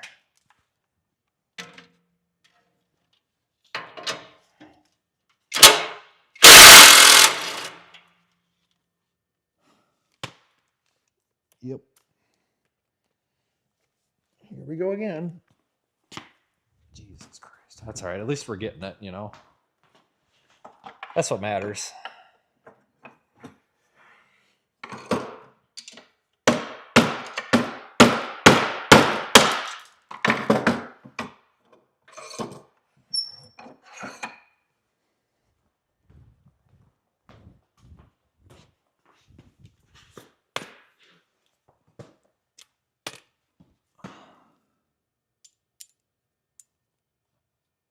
I might need a flashlight. I can't really see under here very well.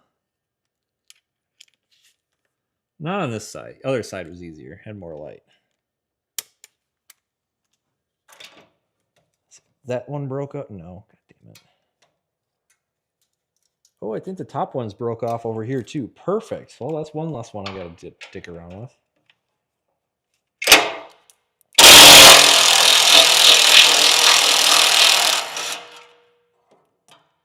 Huh, that one actually came off. Like the way that it was intended.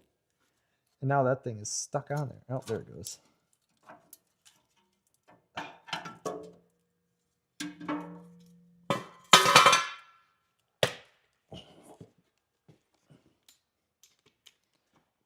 Oh, and it actually came out of the socket too. Well, that's kind of nice.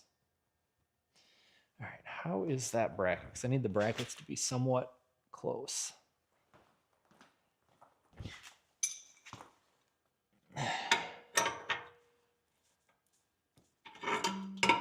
Bend it down with the adjustable hammer. Okay, we're getting somewhere now. All right, bracket. I tell you what, though, I appreciate these, the value and the construction of these lights, because for $200 for the set, we've got some seriously good construction going on here.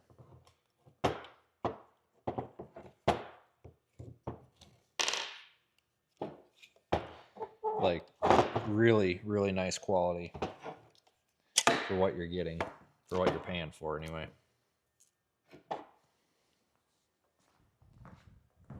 What orientation is that?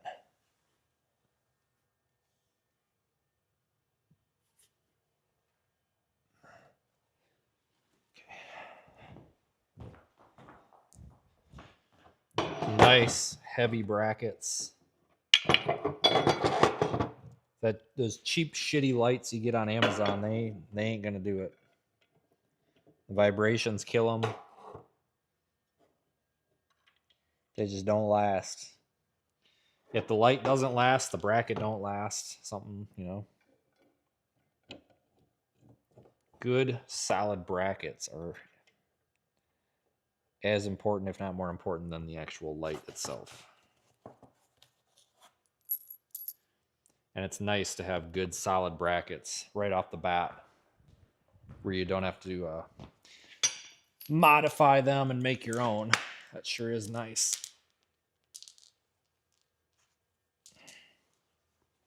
A lot of times they don't come with good ones, and you got to make your own bracket or something. Loctite on them, real nice.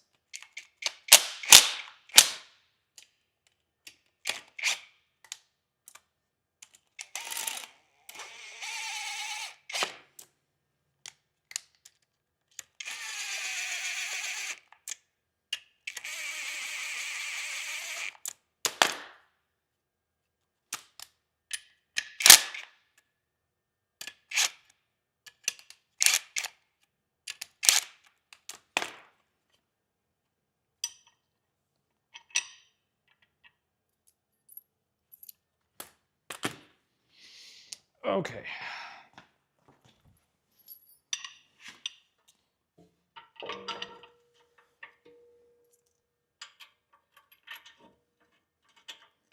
Hold on, I gotta figure out how I'm gonna do this. Use the vice grips to hold the bracket to the other bracket. So I only have 2 hands, and I kind of need 3 to do this, so.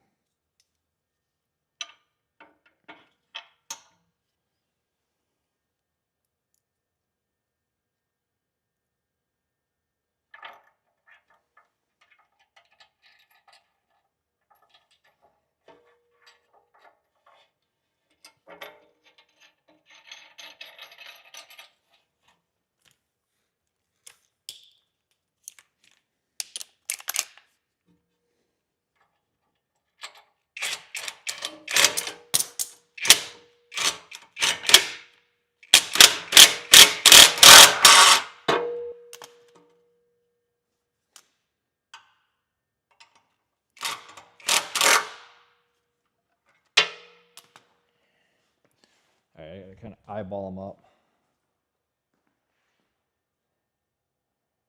So I think that bracket is bent down a little bit more than the other one is. And these can slide left and right.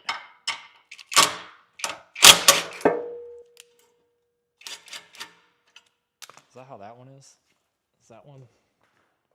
Yeah, that one's all the way outboard. Pull it all the way. Is that too much? No.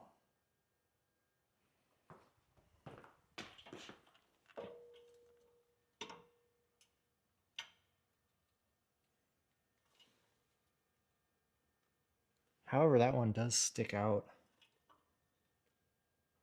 farther. Hold on. I know what to do. I think I might have the bracket inverted because the bracket's a little bit angled. It's pushing the light out farther than the other side. We can fix that.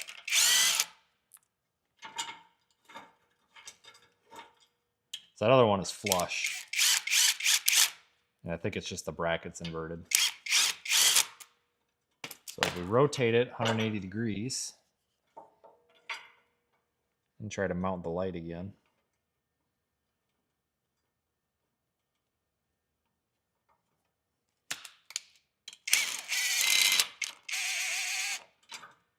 Just gonna put one side worth in here, I think. Just to see if that did it or if we gotta bend something. It's possible we might have to do some bending to some of these brackets because the bumper, the mounting points on the bumper, I think are a little bit off. But I think that right there is what we're looking for. That looks, I mean, it's tilted down, but yeah, see, it's this part here is matching up. Well, the other side it was sticking out, so that'll be fine. Because these are spot beams, not flood beams, meaning that if they're off, if they don't line up, you're really, really going to notice it. Because we need them to line up with each other perfectly.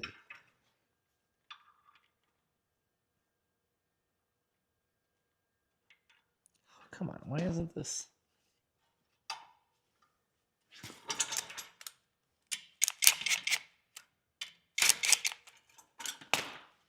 I like that these bolts have Loctite on them, and they're actual bolts. They're not stupid Allen wrench things. Like, they give you nice hardware. Like, you can tell this is definitely built to last a while.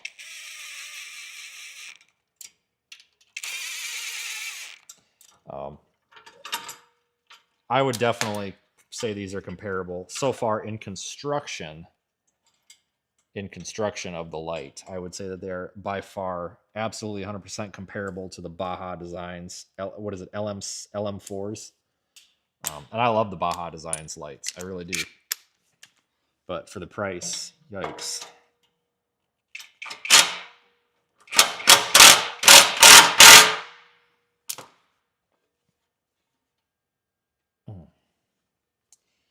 Don't have enough adjustment upward, which means I'll have to bend that bracket a little. Shit. I don't think is a problem. All right, so we gotta do a little bit of bending. Not much. Might have to heat it up. There we go.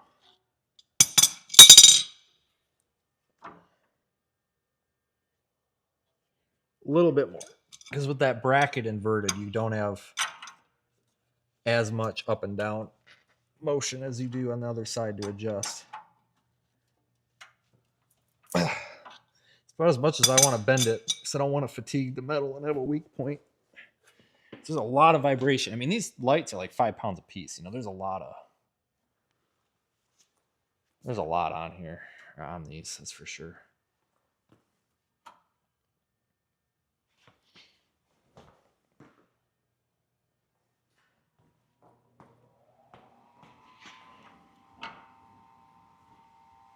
A lot of potential vibrating spots that would get weak if you're not careful.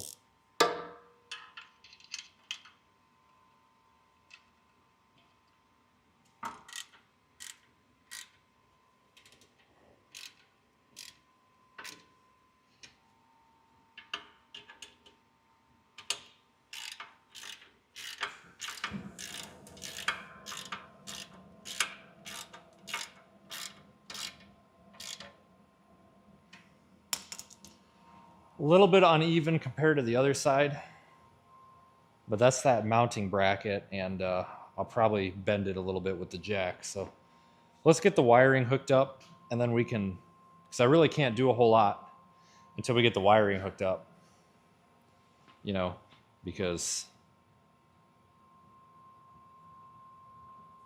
without the wiring hooked up, we're not going to be able to pattern them. So pick some of this shit up. Those are shot.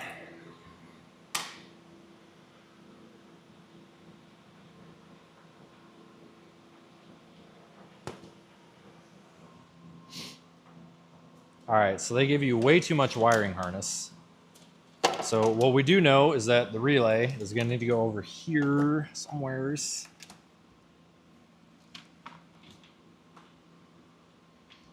It's really no good spot. I mean, we could self-tapper it into the... Well, we're just going to shove it right there for now. The switch is not going to be used as a switch. It's going to be the high beam trigger, or triggered by the high beam. So, but we still need to run that probably back there with the rest of all that shit. And then this can come up here. Let me disconnect this and shove it down. I'll cut all these tags off though, because that's just going to get in the way of trying to route it.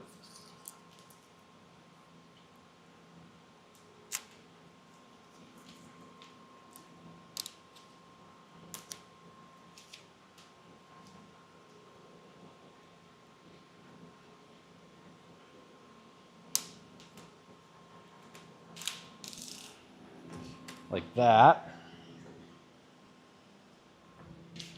All right. We want to do this so that it doesn't really interfere with anything. We want to do it in a nice way where we don't have to go around things and it doesn't get caught on shit.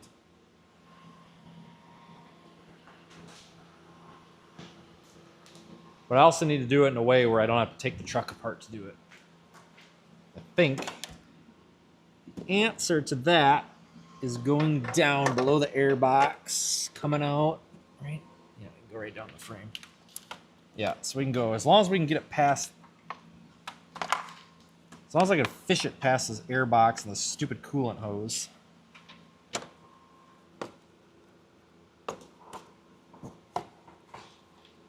If I can get it past here, we can drop it pretty much straight down. There's a factory wiring harness that goes down here. Go right with the wiring harness. It looks like it's for the power steering rack. So yeah, we go right down here with the power steering rack wiring. And we'll just zip tie it all to that factory power steering wiring. Which is good because it keeps it all together then. You know, we're not wiring, we're running wires in air, you know, where they're going to get pinched. You know. Just the way it was intended. Unfortunately, I think I gotta take that stupid rock shield or skid plate off. It's a huge pain in the nuts. So if I can avoid it, maybe if I reach up here, I can grab it. Oh, no, it's right here. We're good. I was gonna say, I really don't want to take that off because it's a pain in the nuts.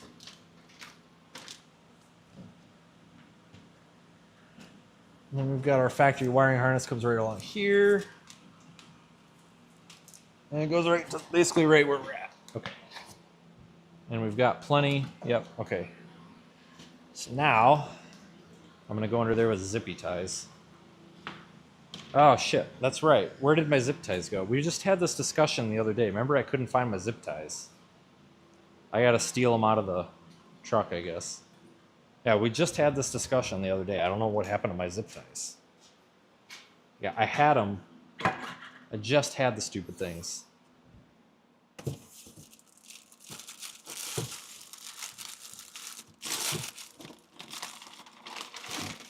I got some in here, though. Just gotta make sure they go back in the truck.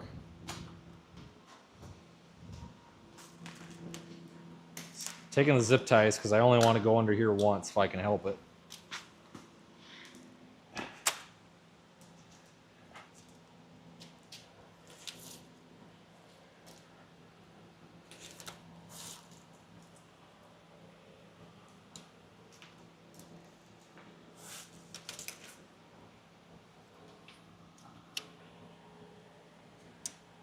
And the wiring harness is actually really nice. Nice waterproof Deutsch connectors. I can kind of follow my winch wiring over. Keep all the aftermarket wiring in one spot. This makes things a lot easier for troubleshooting or working on the vehicle, blah, blah, blah, etc., etc.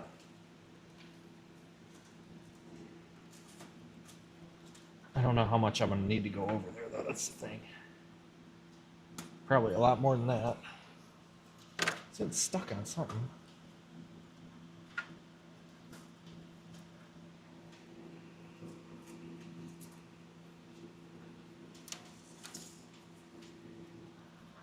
All right, we actually need to start at the other end. Come to think about it, because I don't know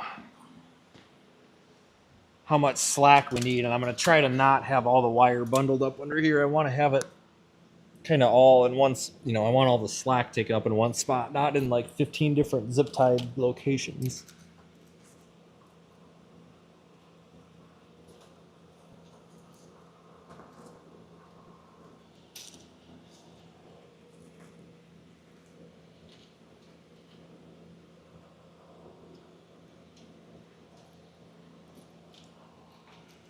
So, because this is kind of exposed to the elements, sort of, we got to do a real good job of zip tying it, because rocks and grass and sticks and corn stalks and all sorts of shit up under here,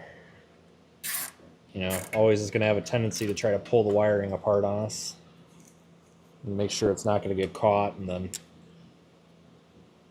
start causing problems. I'm going to take the wiring for the old lights out right now, I think. Where's this? No. I'll just leave it right here. Then we're already wired for the fog lights whenever we try to do something with that,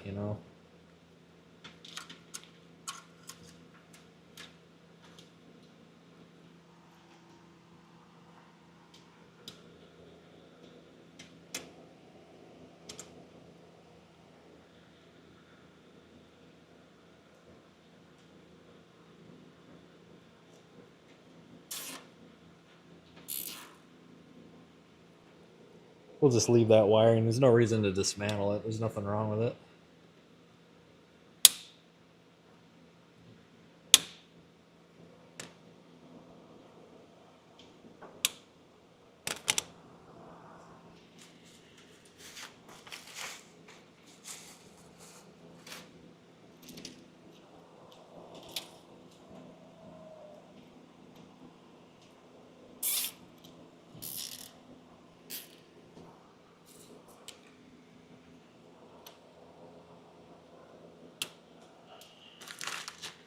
Okay, to the other side. Oh, shit.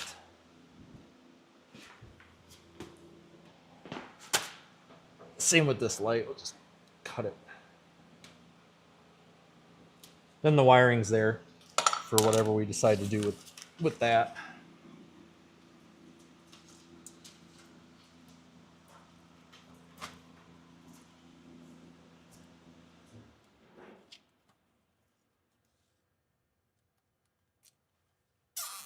I already got a wiring harness going across here for the winch.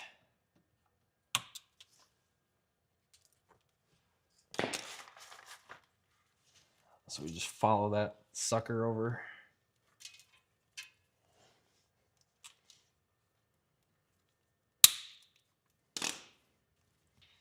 And we're going to pull all the slack up next to the battery there, so the slack's not down here where it's going to get caught. I mean, realistically, what we should do, and if this were somebody else's vehicle and I was doing this for them, because it's the right way to do it, I would cut the harness to length. But I don't think it's really necessary to. We'll just leave the slack, because we might appreciate the slack later if we decide to relocate them or something,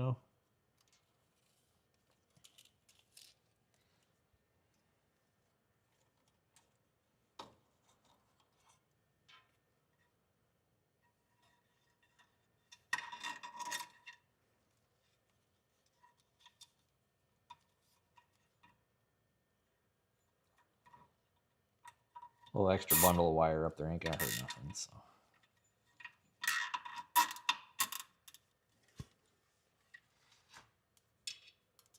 Lots of zip ties though. Just Don't want this shit coming loose. You know, we're in a lot of tall grass and sticks and debris. Last thing we want is this wiring shit coming loose. Get caught on something, that would be very bad. Not good.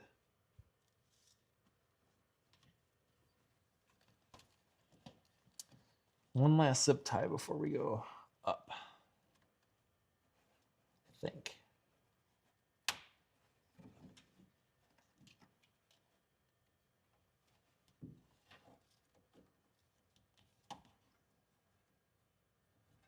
But I like to follow the factory wiring when possible. Like this, because then, you know, if somebody else is working on the vehicle, you know, if they have to take something apart where the wiring's got to come apart, you know, all the wiring is in a standard spot then. They don't have to go hunting and fishing for wires.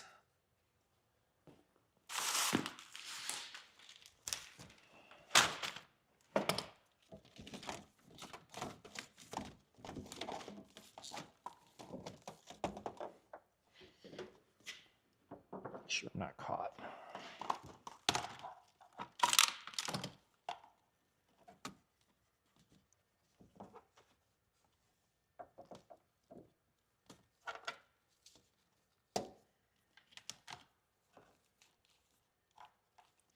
Quite a bit of extra. So they definitely give you plenty of wire. I don't like buying pre-made wiring harnesses because they're not cut to length, but like I said, it's way cheaper for me to buy the damn wiring harness because the amount I was gonna, you know, this was $20 for the wiring harness and it comes with the relay. The relay alone is gonna be $11 at freaking O'Reilly's because I don't have one on hand. Cheaper on Amazon or from like Mouser or whatever, but when you're buying them at the parts store, they're like quadruple the price. But I mean, $11 for the relay, and I was gonna definitely use more than $10 worth of wire, so out of my stash.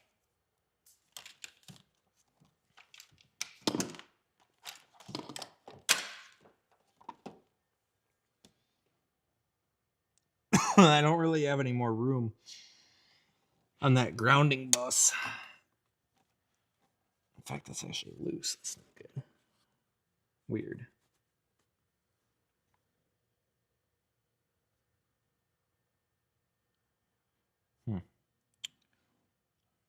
Find somewhere we could ground. Even if it is a body ground.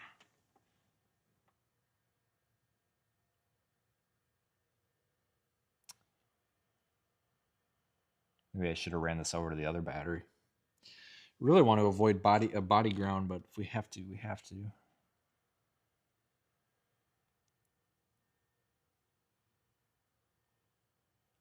Just looking at this, trying to. Where does the factory ground cable go?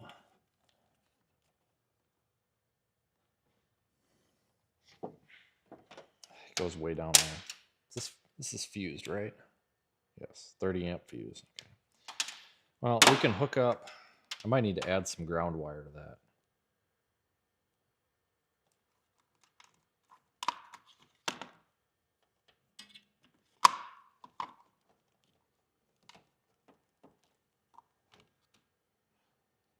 We can make it work. All right, so it'll be all right. So we'll just coil this. This has to come off though and go under.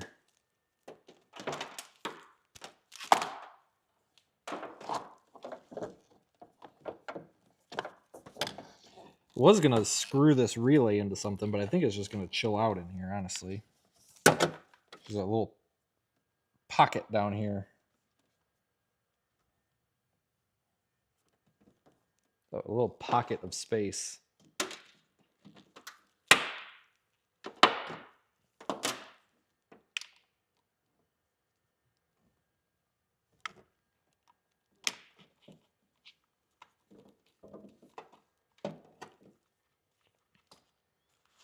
I mean, I know this is a little bit shoddy and a little bit sloppy to kind of do it this way, but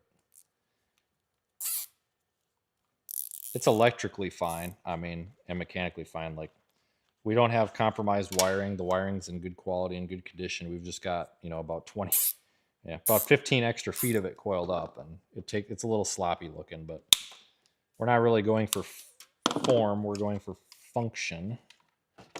It can tuck down in there, and that way, if we ever, a couple of years from now, we replace this vehicle or whatever, chances are we can pull this wiring harness in the way that it is, and if we want a longer wiring harness, we've got it. We don't have to hack shit up, so it's kind of like it's made to be swapped out, I guess you could say.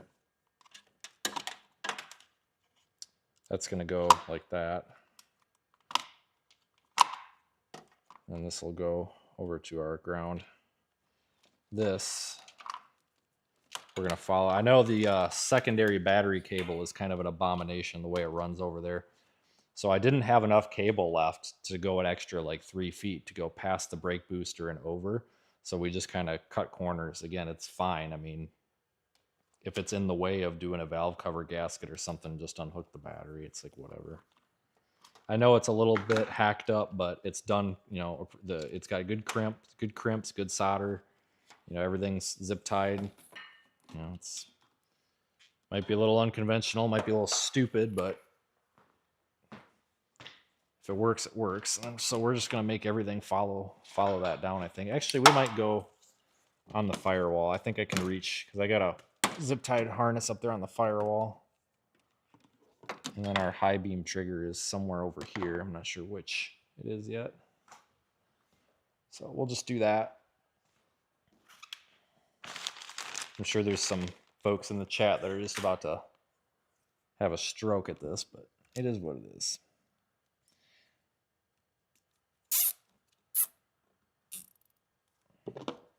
Everything's got the appropriate fuses. Everything's the appropriate wire size. Just a little excess wire. And a little not enough wire right there. Depending how you look at it.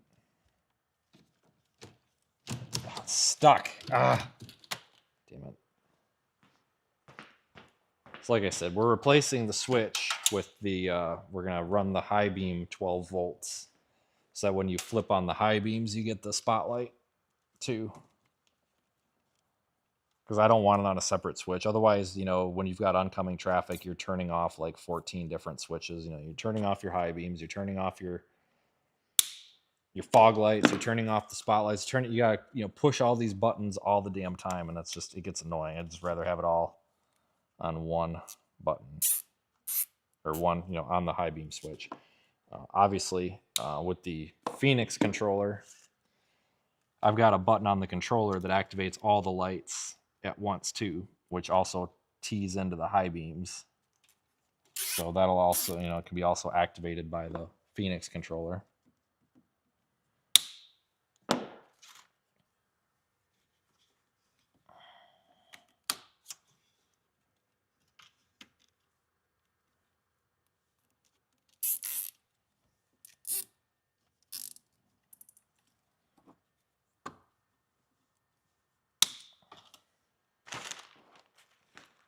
But that's already done because we have the wiring harness that goes to that light stick that's got the headlight wire exposed in there already.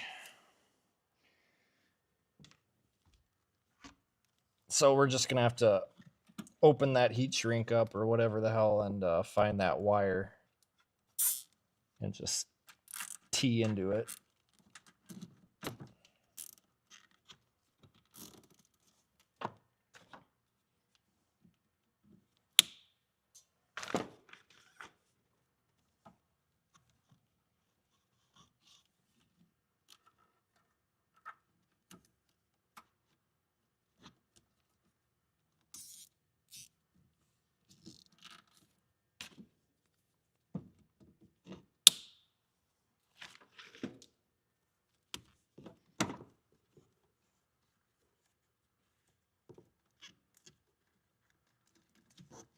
No sense in trying to find the high beam trigger back up there inside the cab or running this back through the firewall when we already have it out here.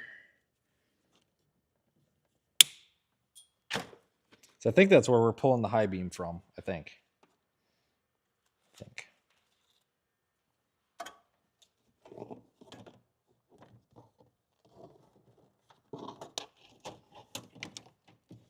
We'll leave this all loose for now.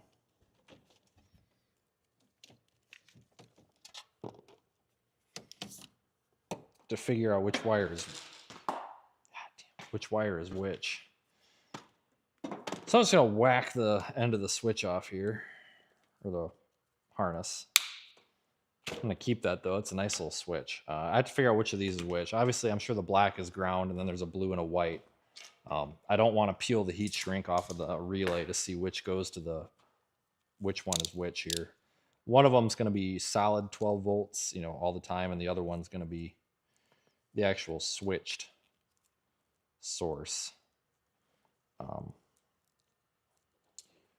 which we should be able to determine quite easily here. What I'll do is we'll apply power to the wiring harness, and then I'll just take my voltmeter and find which one of these wires is 12 volts positive, and God fucking damn it, whichever one of them shows up as 12 volts positive, the one that is not 12 volts positive is obviously the switched power. So let me just kind of half-ass hook this up just like that. Good enough. Let me grab a voltmeter. I got like 4 of them over here. I couldn't find one the other day, and then sure as shit, I found them all. The Harbor Freight special right here, I believe. So we should have ground. One of these, like I said, will be power all the time. I think it's the white one. It's the white one. So that means the blue one is the switch. So that's the one we want to tap for the I-beam. So this should turn them on. Or not.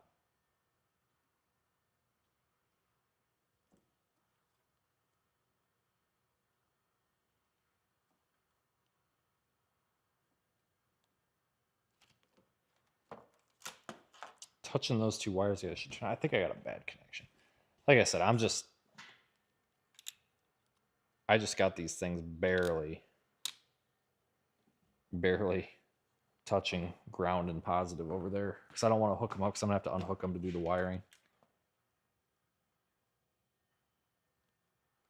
6 volts, 5 volts, 7 volts. Yeah, we need to cheat. I think it's this ground. Grab a known good ground. Bad connection over there, because we had 12 volts a second ago.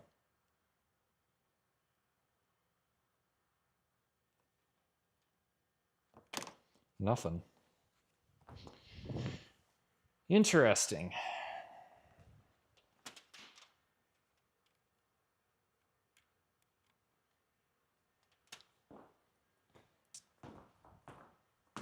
Wonder if I didn't plug the relay all the way in. No, there's 12 volts there. That should. There they went. Jesus. There, that worked. Okay. So it is the blue one that needs to be powered. All right, we're going to unhook the power and ground just so we don't have a wiring accident. So I'm just going to cut these wires that we don't use, and we're going to just tape them. Tape them real good so that they don't short out on anything. Especially considering one of those is 12 volts positive all the time. It is fused. It does have a fuse, but still.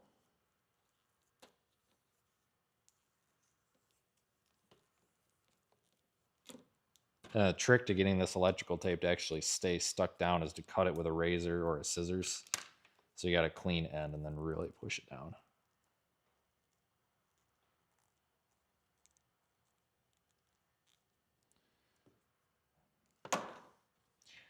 Oh God, I gotta look at all this. Which one of these is my freaking high beam wire?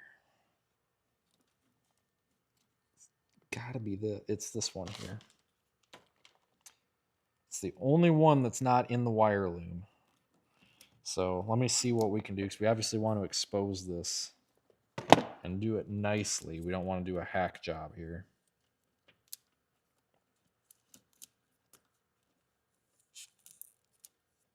There we go. All right, so we're basically just going to replace the connection to the light bar with this. Basically, we're going to strip this. And probably the correct thing to do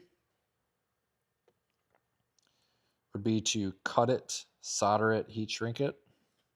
But I just stripped it, and we're going to solder it, and then we're just going to tape it. It's fine. Trust me, it's perfectly fine.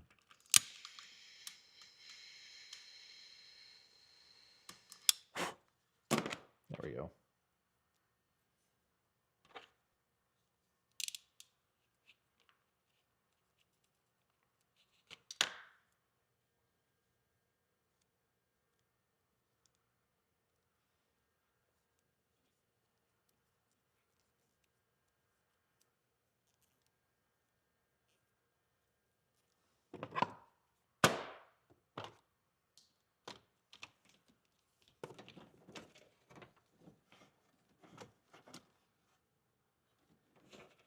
Okay, so that's that. Let me make sure that it does come on and off with the high beams before we start putting this together. That would be smart to check, I suppose. I don't want to say that we're done and then not be done. But I don't know if I can run my high beams without running the truck. Oh yeah, there we go. That's good. Okay, so that's fine. That's done. Okay. Well, I guess we need to aim them now. So I think the best way to do that is probably to back the truck out and then flip it around and then point them at the garage door, I think. But first, let me make sure that I'm happy with how everything. Oh yeah, let's hook up the power, and then we'll back it out, flip it around, and we'll use the garage door to aim them. I think that's probably the smartest way to do this, I think. Yeah, 10 millimeter. It's got battery terminal grease on it too, so that's going to be icky. Oh, I know what would be great for that. Brake cleaner. Put that battery terminal grease on there just to... I got a lot of shit on that battery terminal. I really probably need to do something different with that. But it works okay for what it is. I mean, it's not totally overloading it yet.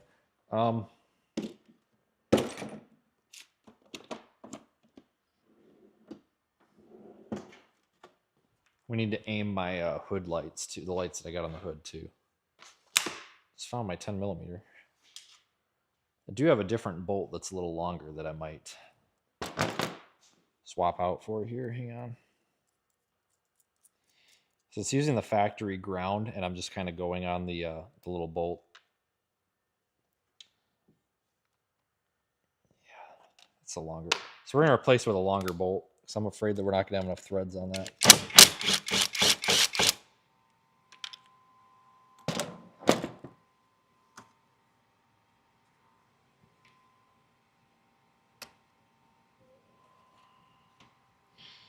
Ah, shit.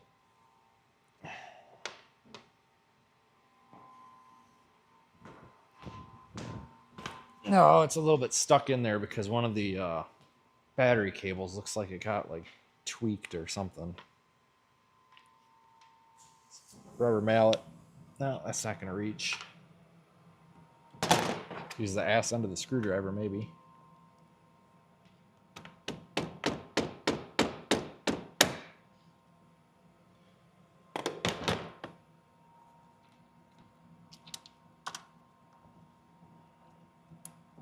All right, there's 4 ground cables. I'm going to count those when I put it back together, so I might forget that. There's 4.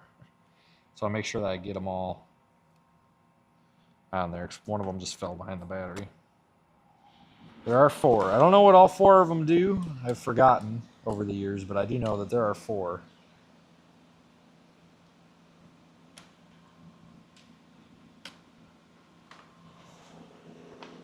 And that bolt is longer.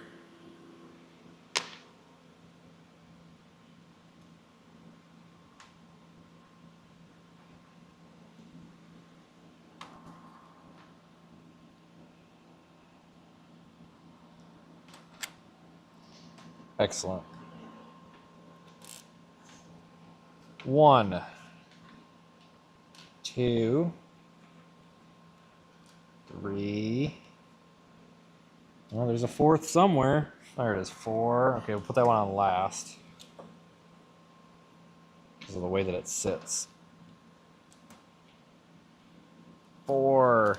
Well, there's 5 now, but yeah, there's 5. So that means we got them all.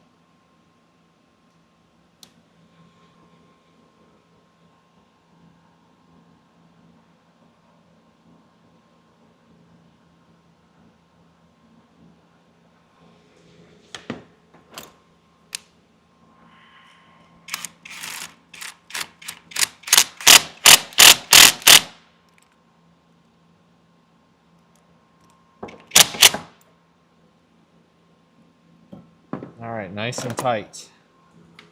Good.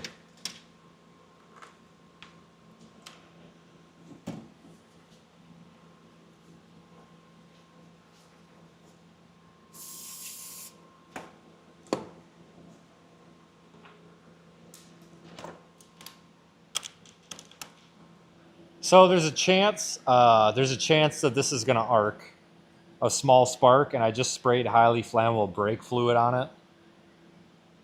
If this starts on fire, it'll burn off in about 2 seconds. Don't panic.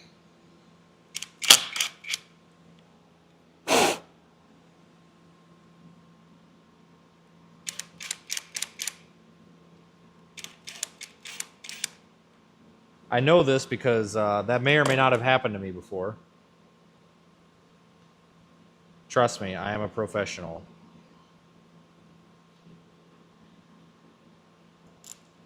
Because it'll burn off the brake clean so fast that it's not even a concern.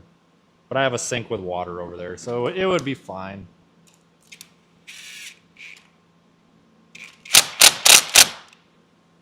Definitely tried to keep it from sparking, though. Mint. Tight. Clutch. Oh, yeah. We got to mount the... I got to aim these lights, and I have to tighten that up a little bit here.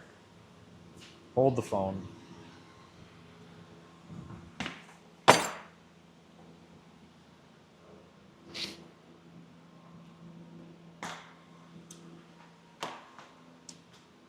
I saved this for when we were going to mount, actually tighten these up.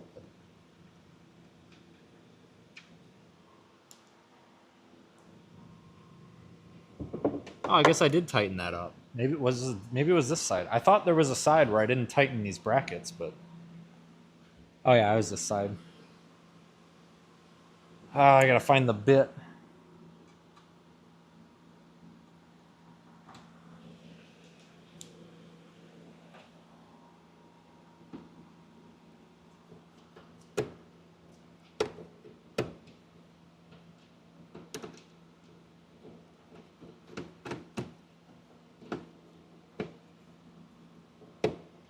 Okay, that's that.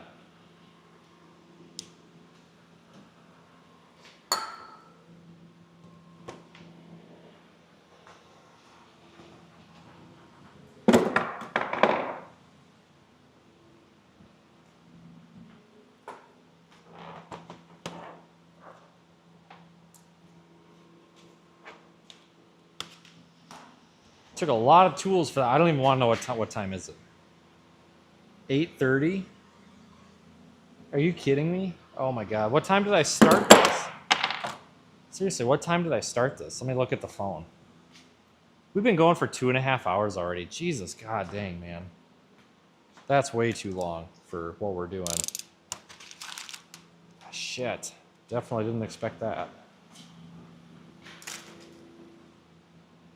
All right, make sure I didn't leave anything up on the hood or up there. I don't think. Yep, flashlight.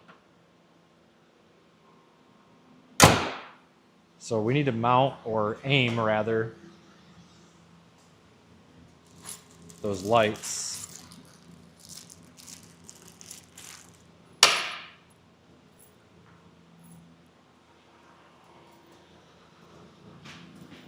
Because those lights need to be turned way more down toward the ditches. They are just not pointing the right way. And this one is held on with a freaking zip tie because I lost the bolt. But a bolt that will work has magically appeared over there on my workbench. I think Zach left it. Left a bag of them, so at least I think that's where these came from, but they should work, so. Yeah, this needs to be spun. I had a little Allen wrench for that, but I don't know what the hell I did with it.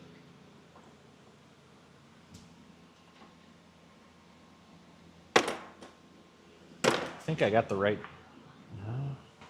I don't know if I even have the right bit. This might be interesting. We might have to not aim these right now. This one might fit, but it might also strip it. Seems to work.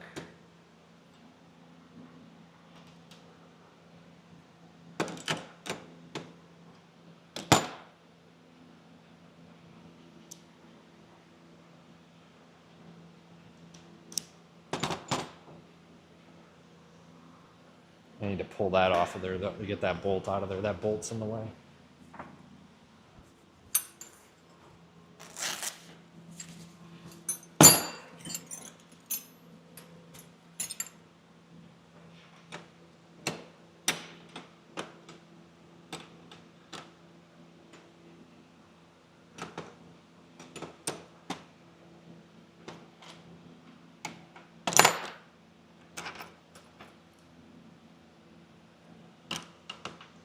Well, there's just no way to get a damn wrench on this stupid ass thing. How the hell did I get it in here in the first place? Seriously. God dang.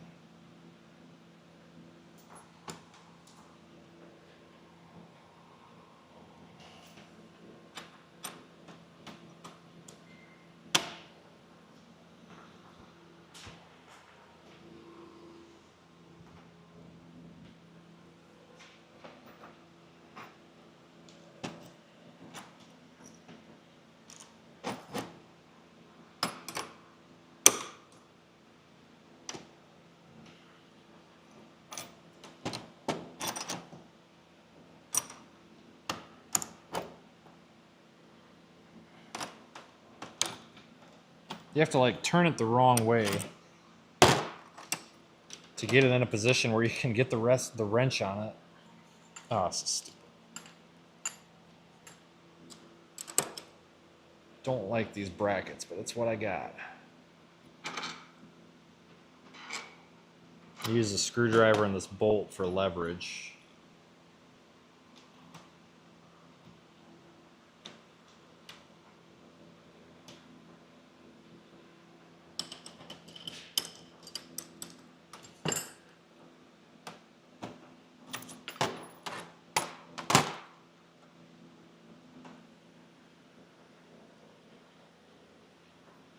Anyway, thanks for being here, everybody. I don't know who's here and who's not, but thanks regardless.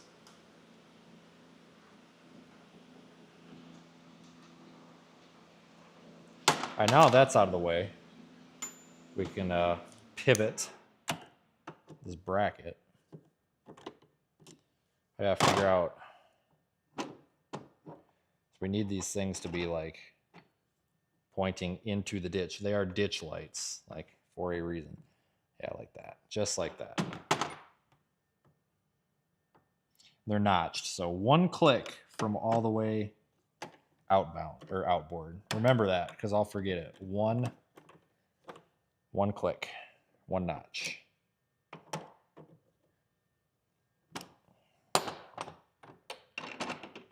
All right, now we put that back on.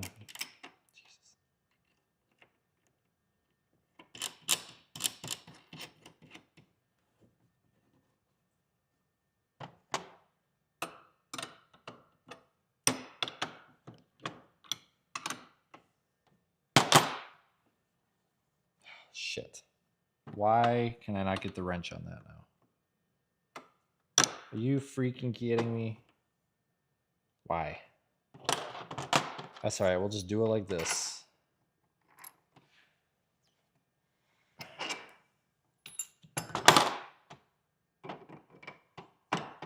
Man, what a pain in the balls.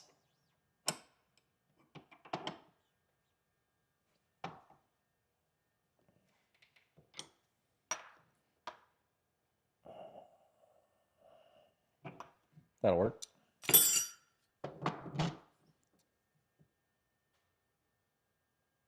Yeah, and that's how you see the deer at night.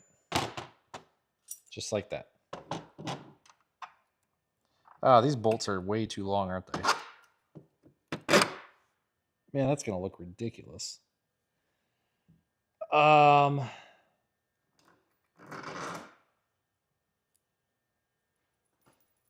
Let me see if I got a shorter one. I don't think I do. I don't. Ah, shit. Give me the Loctite. I'm going to put some Loctite on this. So I'm going to tighten it, and I've got a, what I'll just have to do is get a little thing. I'll just have to get a cutters and cut it to length so it doesn't look like it's sticking out like that, because it's sticking out. It looks ridiculous. But I've got a thing. I can cut it. It's not here. I got to go get it, but I'll be able to cut it. Putting a little Loctite on there. Well, just pissed all over my hood. That's nice. Putting a little Loctite on there because this is a pretty, high vibration, harsh environment.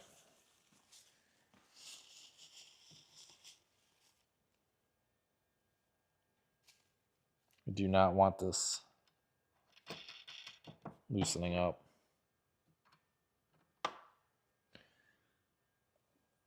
Over time, which it will if you don't put the Loctite on there.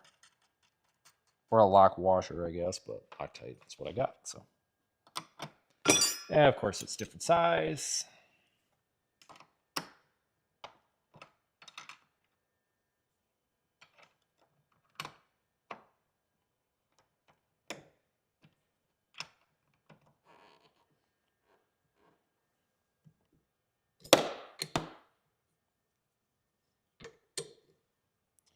You really got to pay attention to your bracketry when you're doing stuff on vehicles, like just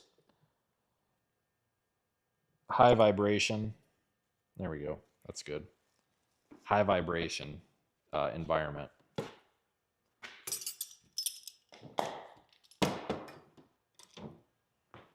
So now those will point out more to the side.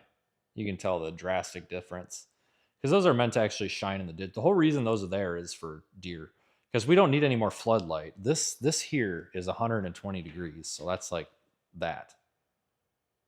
So that's plenty of flood light.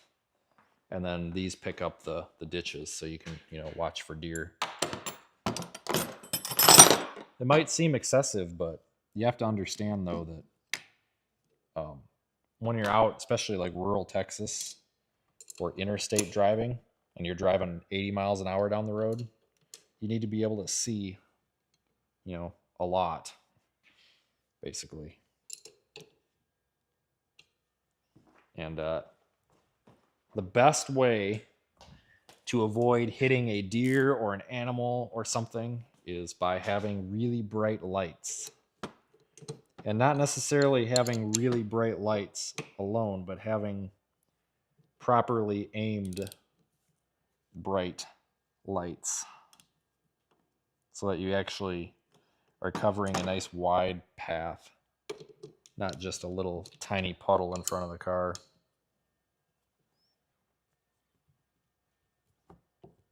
God damn.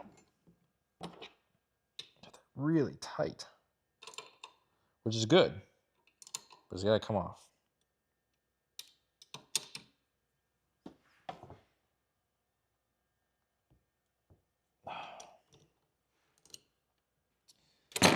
Let me try pulling. So I was trying to put the pressure on it with the socket wrench. Let me try with the Regular wrench.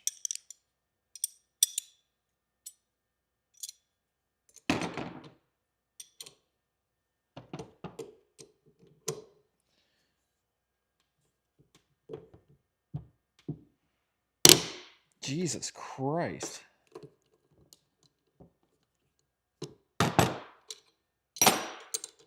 How damn tight did I get that?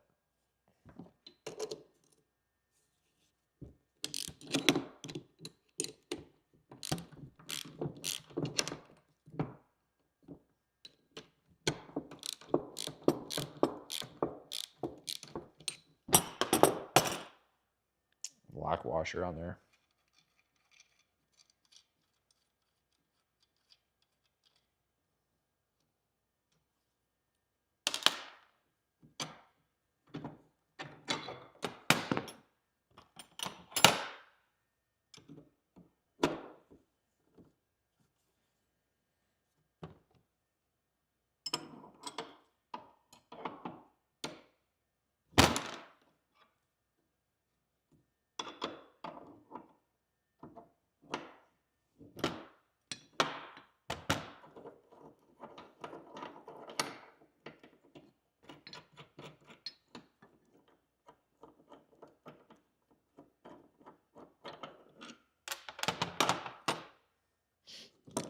We'll put some Loctite on that too. Get that lock washer off of there so it's the same as the other one. All right, one click. Like that.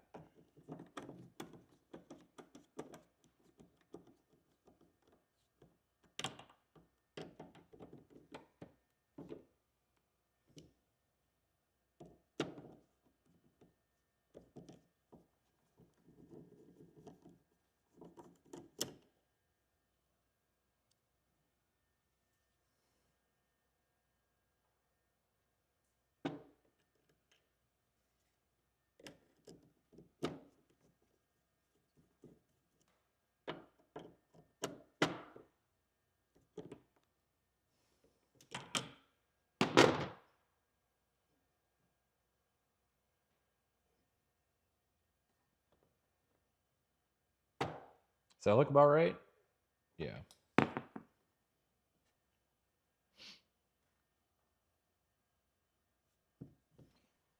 think it's tilted farther up. Doesn't matter, I guess. Does it matter? Hang on a minute. Something's different about this one.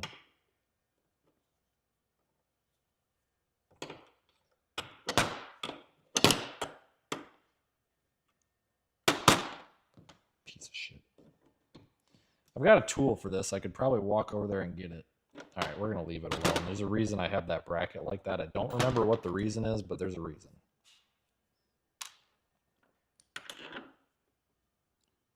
Put a little bit of Loctite sauce on there.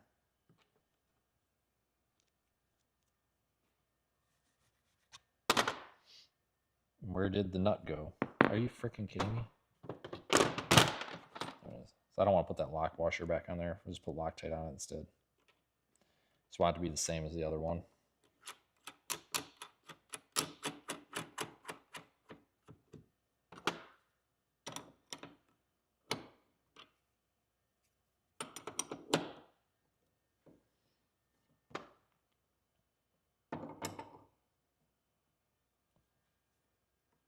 Careful. Okay. Tight. So now we'll rotate this into position in the direction of tight. Oh, no, we won't. That is too tight.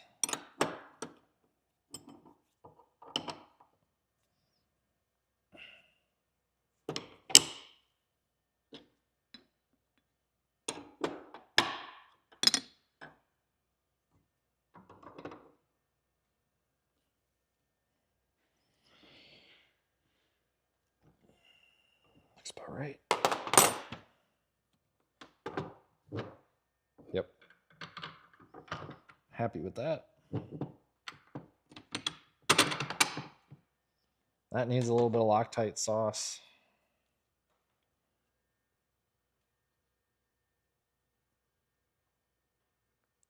The blue variety. Doesn't take much, people. Just a little bit of friction.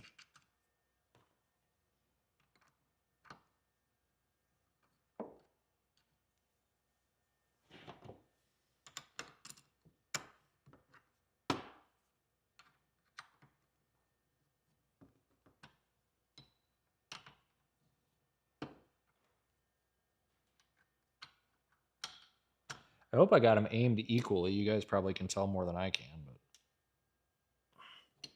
but watch one of them be like way off, and I didn't realize. No, they look about the same. The one on the driver's side is higher, so we need to adjust that. I see why it's higher too. That's an easy adjustment though. We just got to loosen what we just did a little bit.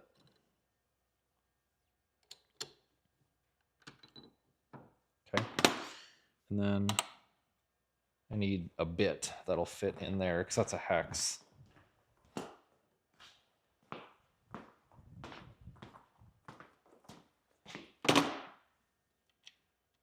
That'll work.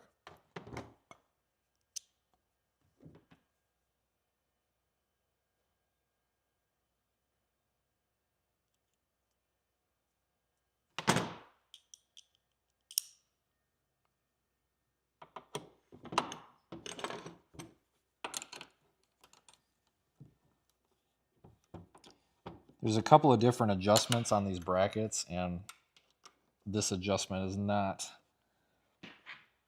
all the way down there. See, like that. That should make them a little more even. I gotta tighten it up though. Before I really tighten it, I'm gonna get it where I want it. That should look a little more even because that's kind of the height.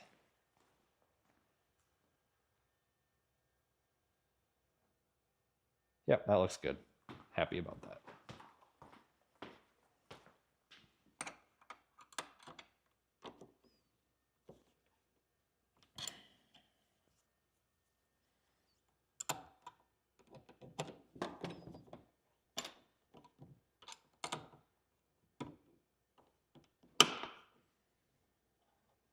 That'll work.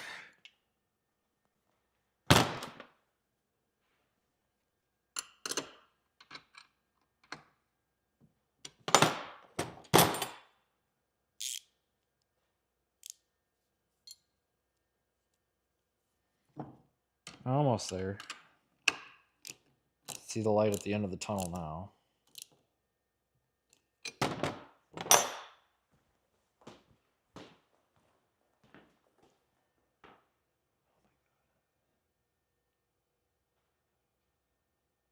Yeah, that still needs to come down a little bit though. Maybe not. I think it's just me. The truck isn't perfectly level right now. I think that might be part of it. So.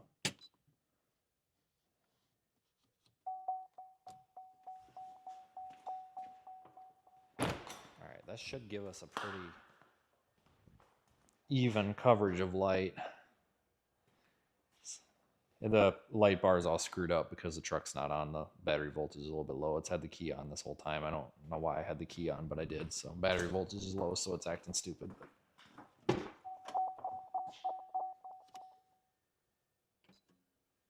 Okay. So I guess the thing to do now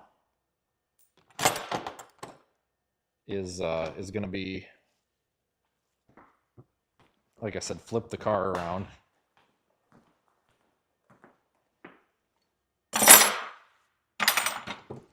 And then we'll point the lights at the door. Because I don't have I need a flat wall to point them at, and I don't have behind me there's a bunch of shelves and stuff. We need to point them at a flat, even wall.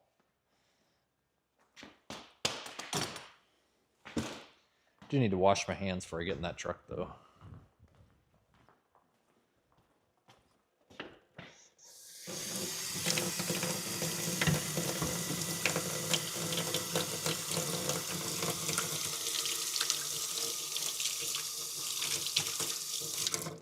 God, I am about out of paper towel. Actually, I am now out of paper towel. All right, let me get the heat on. Make sure I got all the dust off of my back.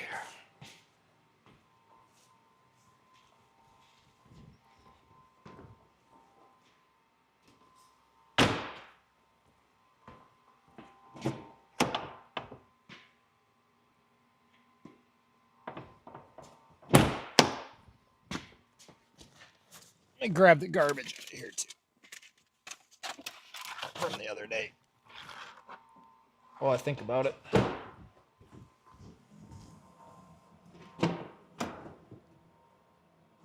Oh yeah, I bought a grease gun too.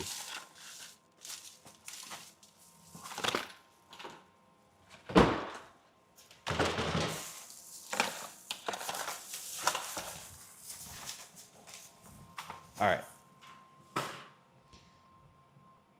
Let me back this out. There'll be a bunch of puddles under it from me spilling that crap when we did the thermostat. But let me flip this around.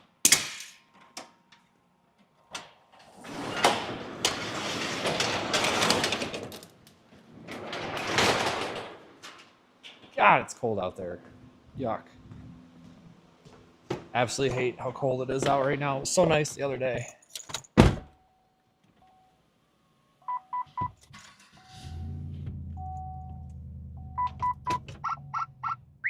I'll probably piss coolant because I probably didn't get that coolant pipe on right, but that's fine.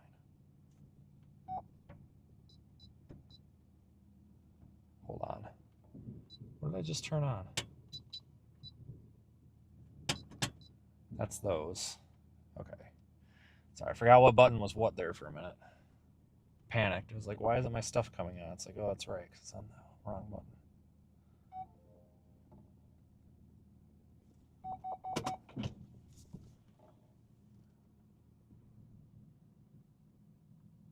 All right.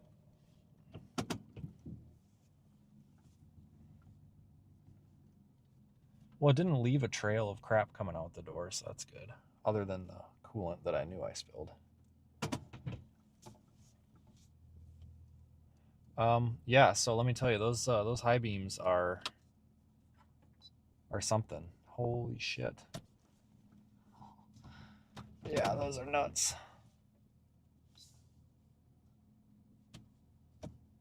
Wow. Sorry, I got distracted. I totally was backing into the wrong part of the building there for a minute because I was looking at my headlights. Wow, that makes a hell of a difference, guys. Jesus. We'll get them lined. They're close to being aligned, but not quite. The passenger side one especially is way out of position.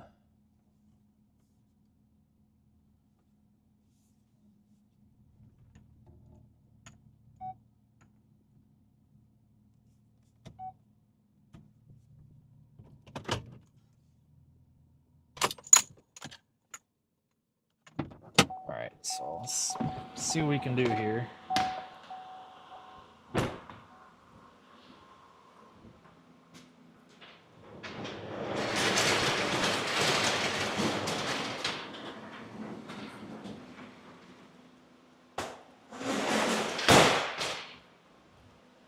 Just a bunch of coolant all over the floor. Pretty sure it's all the shit that I've spilled, and then when we did that thermostat, I spilled a bunch, so I need to take it to the car wash, just flush it with water. So we kind of need to, yeah, and I spilled over there, so I got oil dry. But so we just need to basically pattern these lights.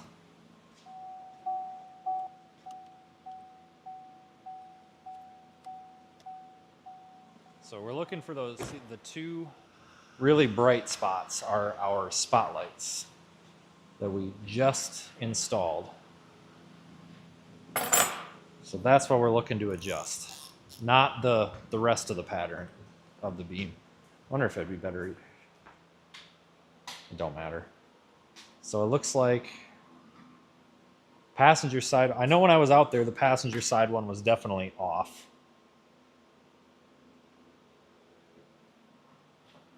Let me get a tape measure. Let me find the center, because I don't know where my center is here.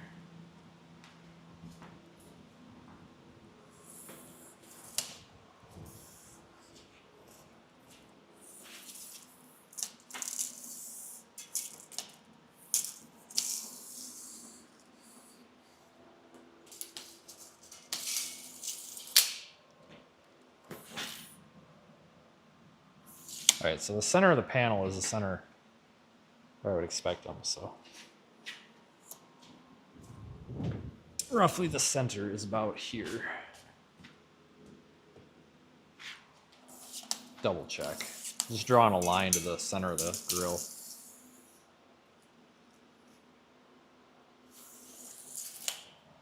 That's roughly the center right there, give or take a little.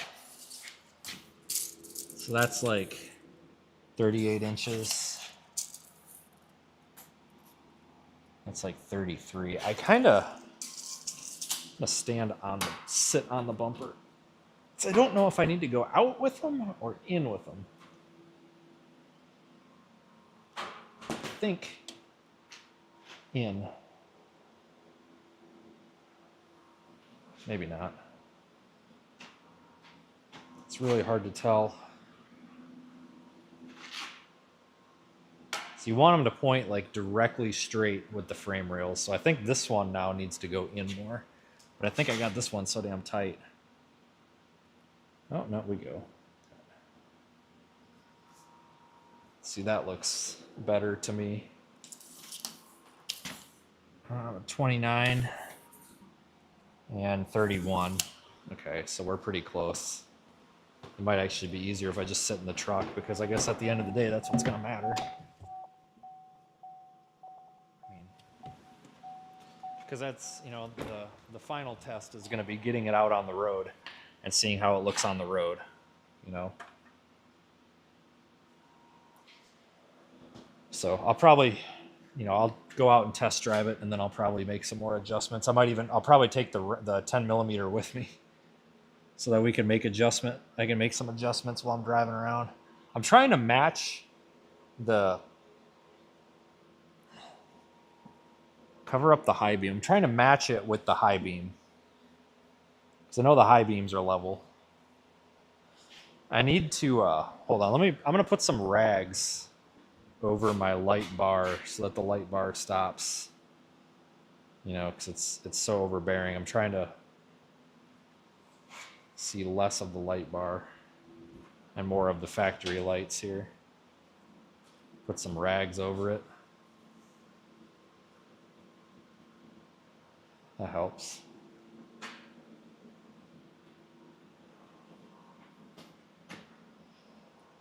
Okay, so if I cover this passenger side, let me grab another rag, cover up the passenger high beam.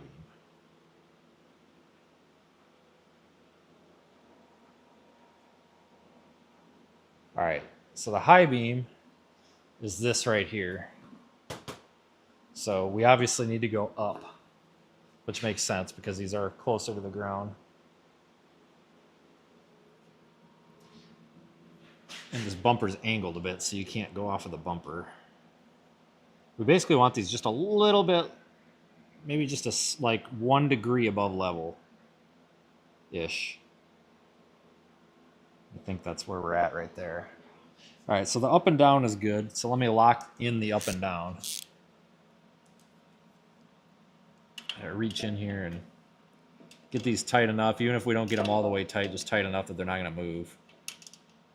Yeah, we're drawing like probably 60 amps worth of lighting on this battery right now. It's insane.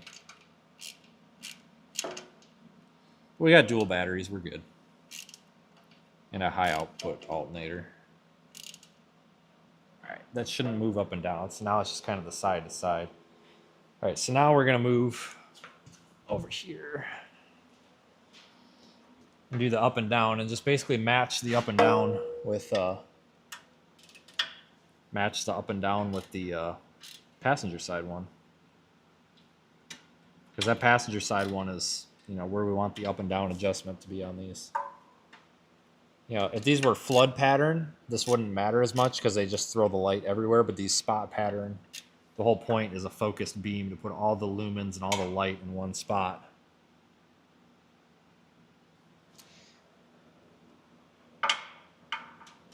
So you have to really focus that in.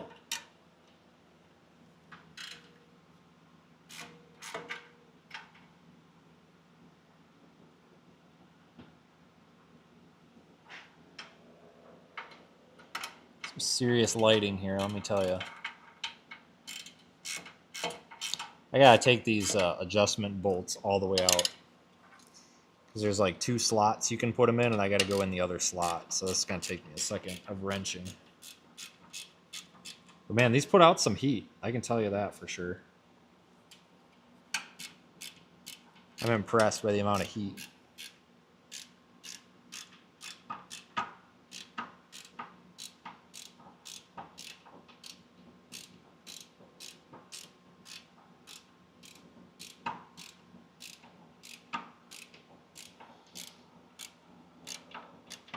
These bolts are really long, so that'll take a minute.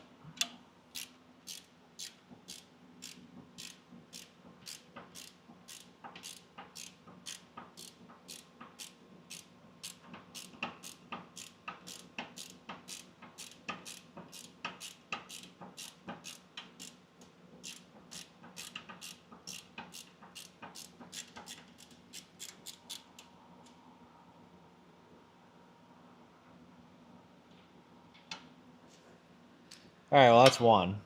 Get the other one out. I'm not going to put those 2 back in until we test drive it, just in case I decide I want to put these down lower. That way I don't have to take them out again. Now, like I said, I'll go test drive it and then make the final adjustments. I'll take my little socket wrench with me, because I'll just go down one of these back roads and just stop and somewhere in the middle of the road and kind of get some real world adjustments in there.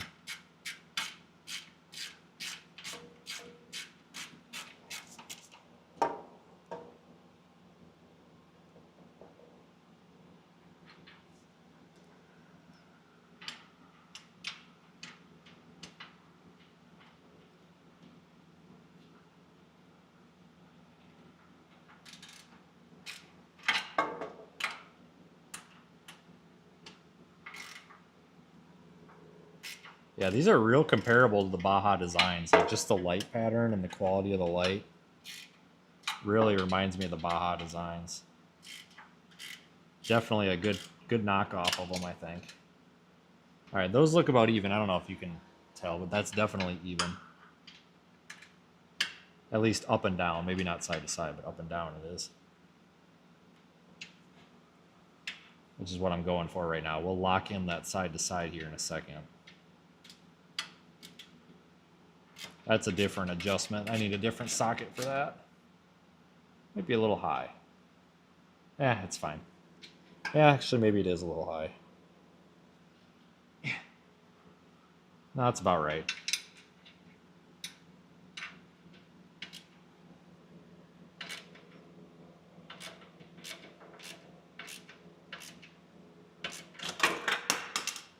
Oh, definitely got that one tight. Okay.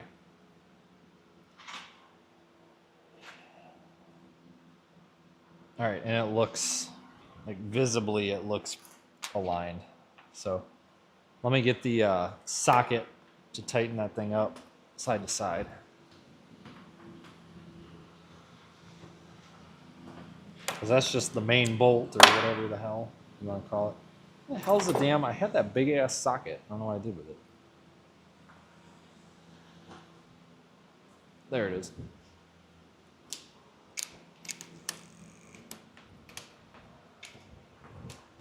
And it just timed out.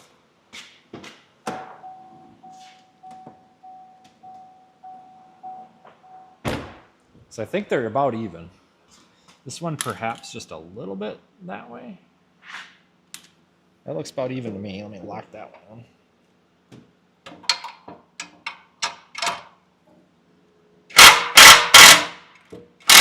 Did I seriously just loosen that? No.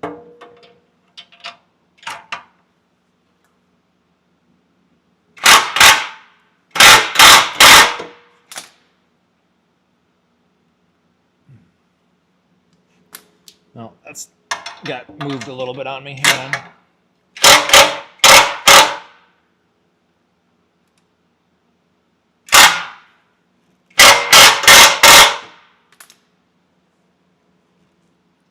That looks about right. This one looks about right too.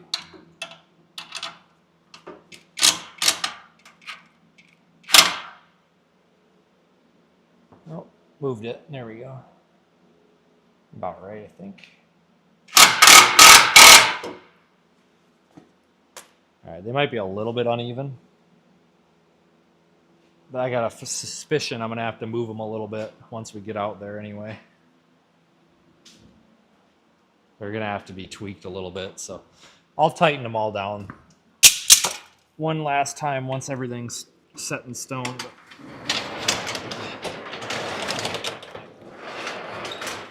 Let me just... Oh, this fucking door. It changed my mind on the garage door opener. Maybe I shouldn't have.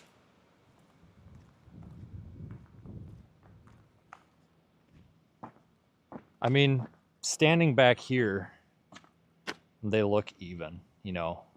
Like, it's only like a 20-degree beam. And if I move around, like, they're blinding. But they're blinding. Like, right here is the hot spot for that one. And then right here, like, they look and feel like they're kind of in line as we would expect.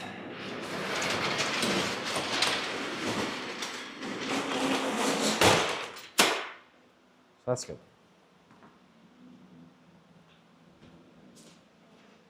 Okay.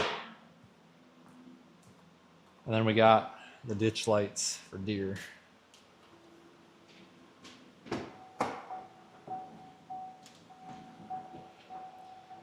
All right, so I got to get away from that for a minute. I just got to walk away from it for a minute. I've been on this too long.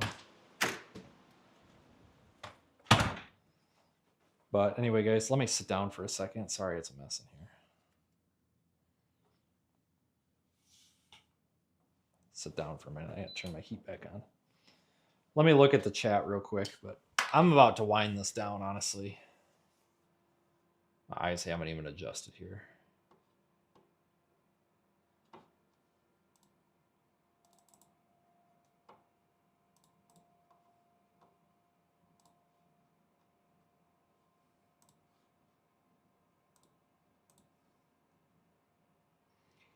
Let me pull up the chat.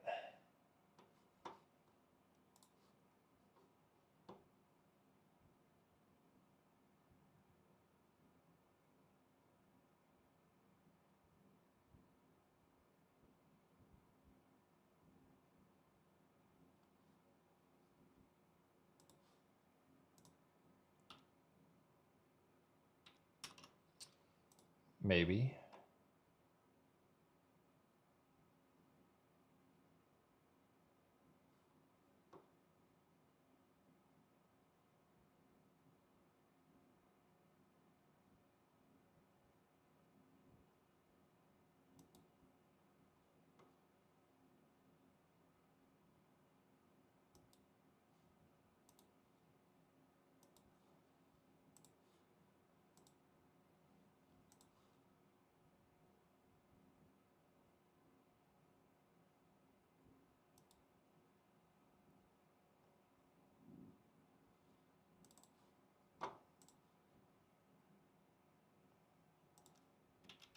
Anyway, all right, I'm about to get the chat pulled up. My eyes are not adjusting right now to this.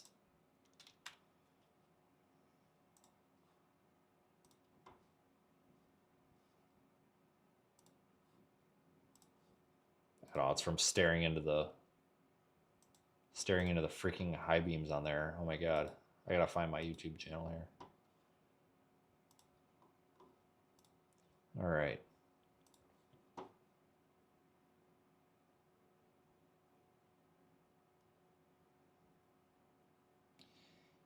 Anyway, guys, I am probably going to wrap that up and get out of here. I think.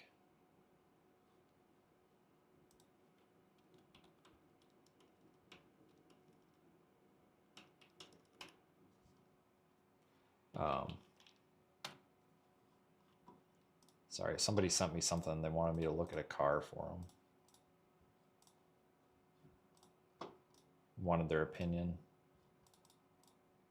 I'm totally distracted right now.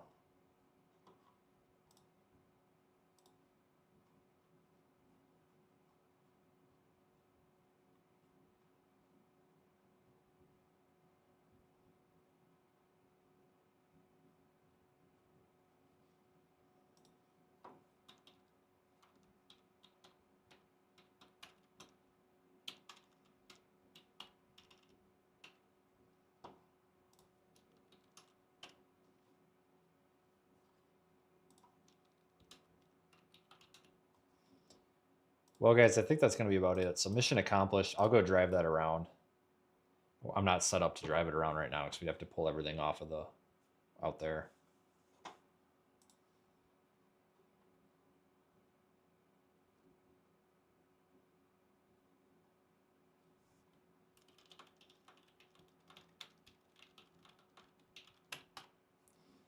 So thanks for coming out and watching today.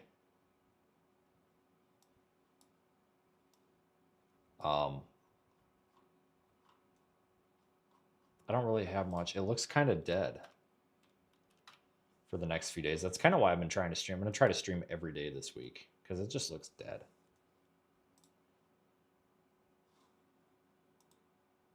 Looking at the fire weather.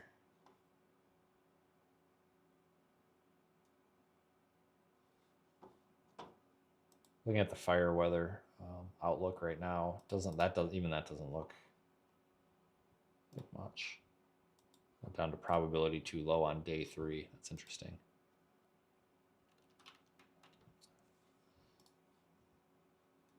So it's probably gonna be kind of quiet for a few days. So we'll just call that good. So I'll be around for the next few days. We got a couple other things we can look at out there. A few other things we got to do. I can't believe we've been live since for 3 hours now. Holy crap.